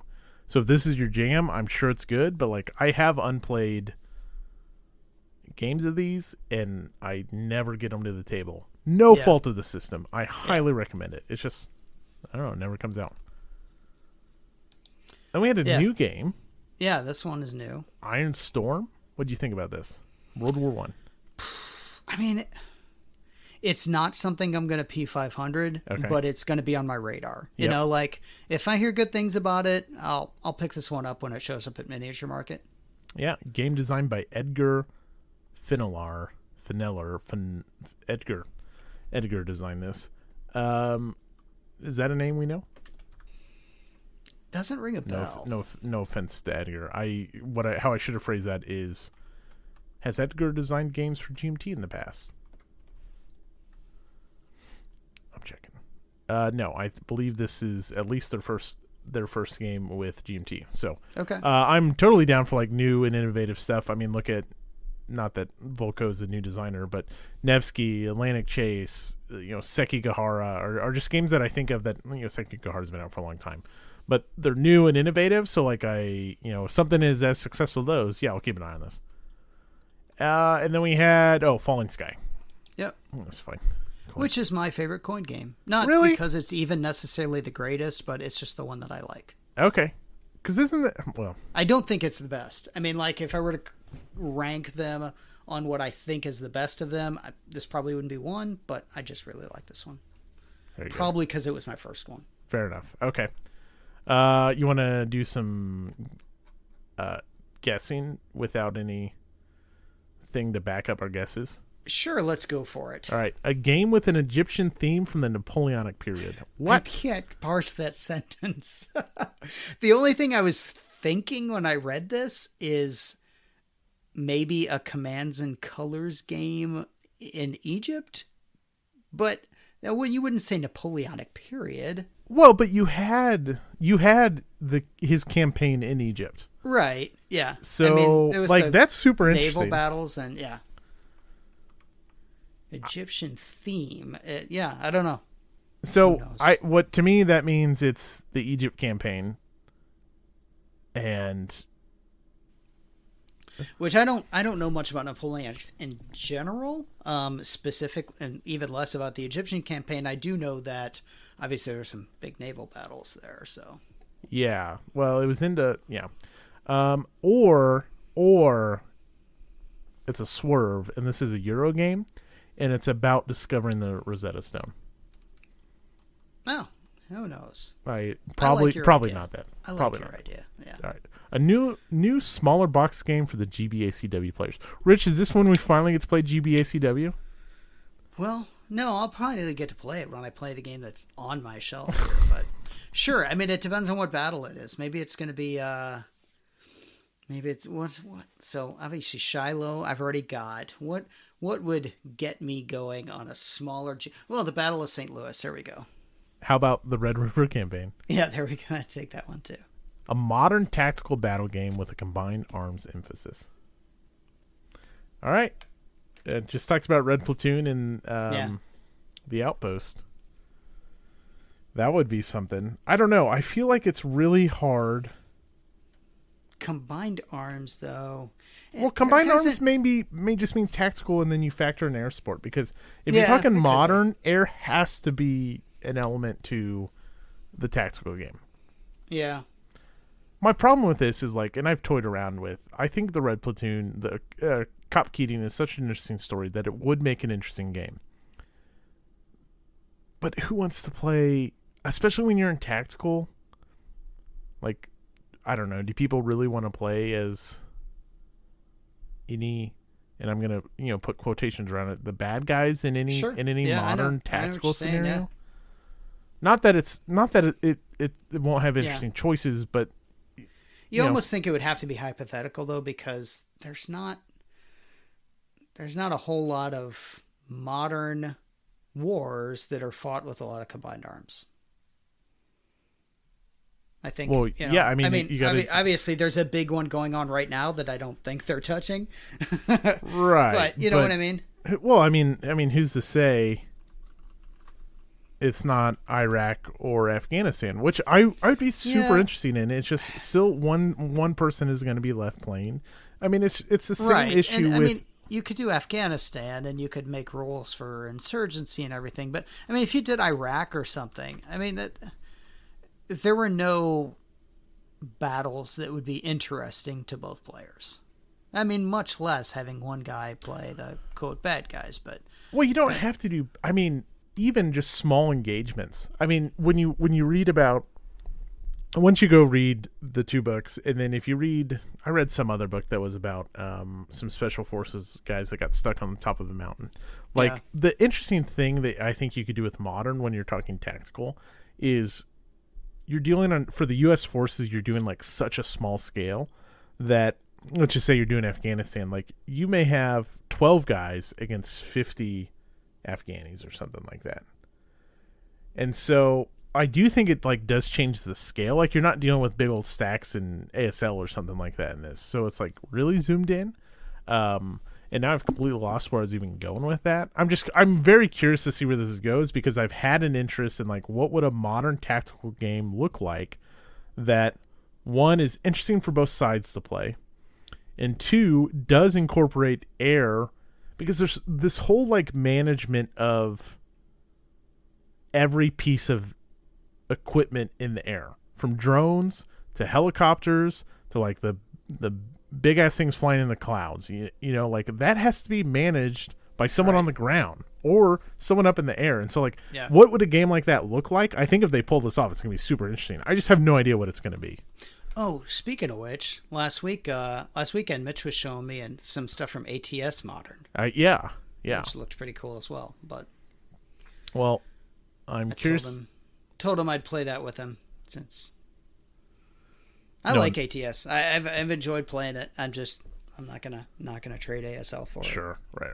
So, but there is no ASL Modern, so. Well, I don't know. I guess I should ask Mitch what he thinks about the modern stuff with ATS. Anyways, I'm not sure he's played it yet. He was showing it to me, and I know there was stuff like, like rate of fire in ASL. He was showing me some vehicle or something that had a rate of fire of 113, and you have to like, you roll the shots 10 at a time or something like that. It's crazy. Weird. Yeah. So all that to say, modern tactical battle game with combined arms emphasis. That also just may mean tanks as well. But then you go back to your question, like, how many tank battles? Right. Anyways, okay. I guess we'll see what it is. And then finally, a new game in the Levian campaign series. Sure. Not to say I'm not excited about it, but we know there's a big queue and 30 out there or something like that. So which one? I don't know. Just expect it at this point. Yeah. All right.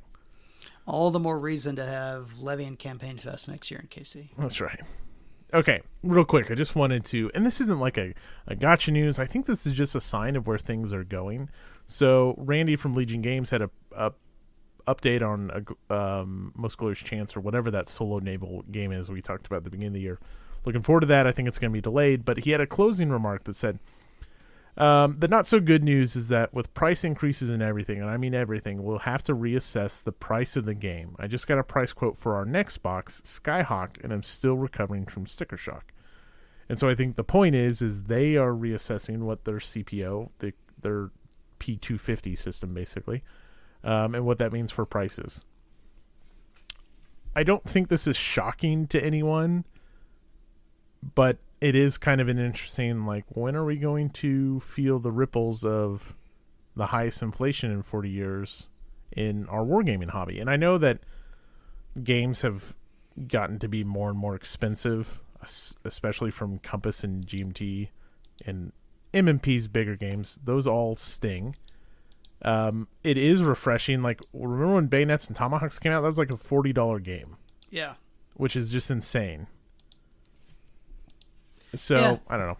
I think the only problem, and I totally get it, is that because so many things are P500 and in Kickstarter and pre-order and all that stuff, I mean, there's a lot of people that have already paid for something that they haven't gotten yet. Right. So when inflation cranks everything up, in that meantime, it's going to create a problem, one side or the other. So who knows when it will come, and maybe I'm completely wrong.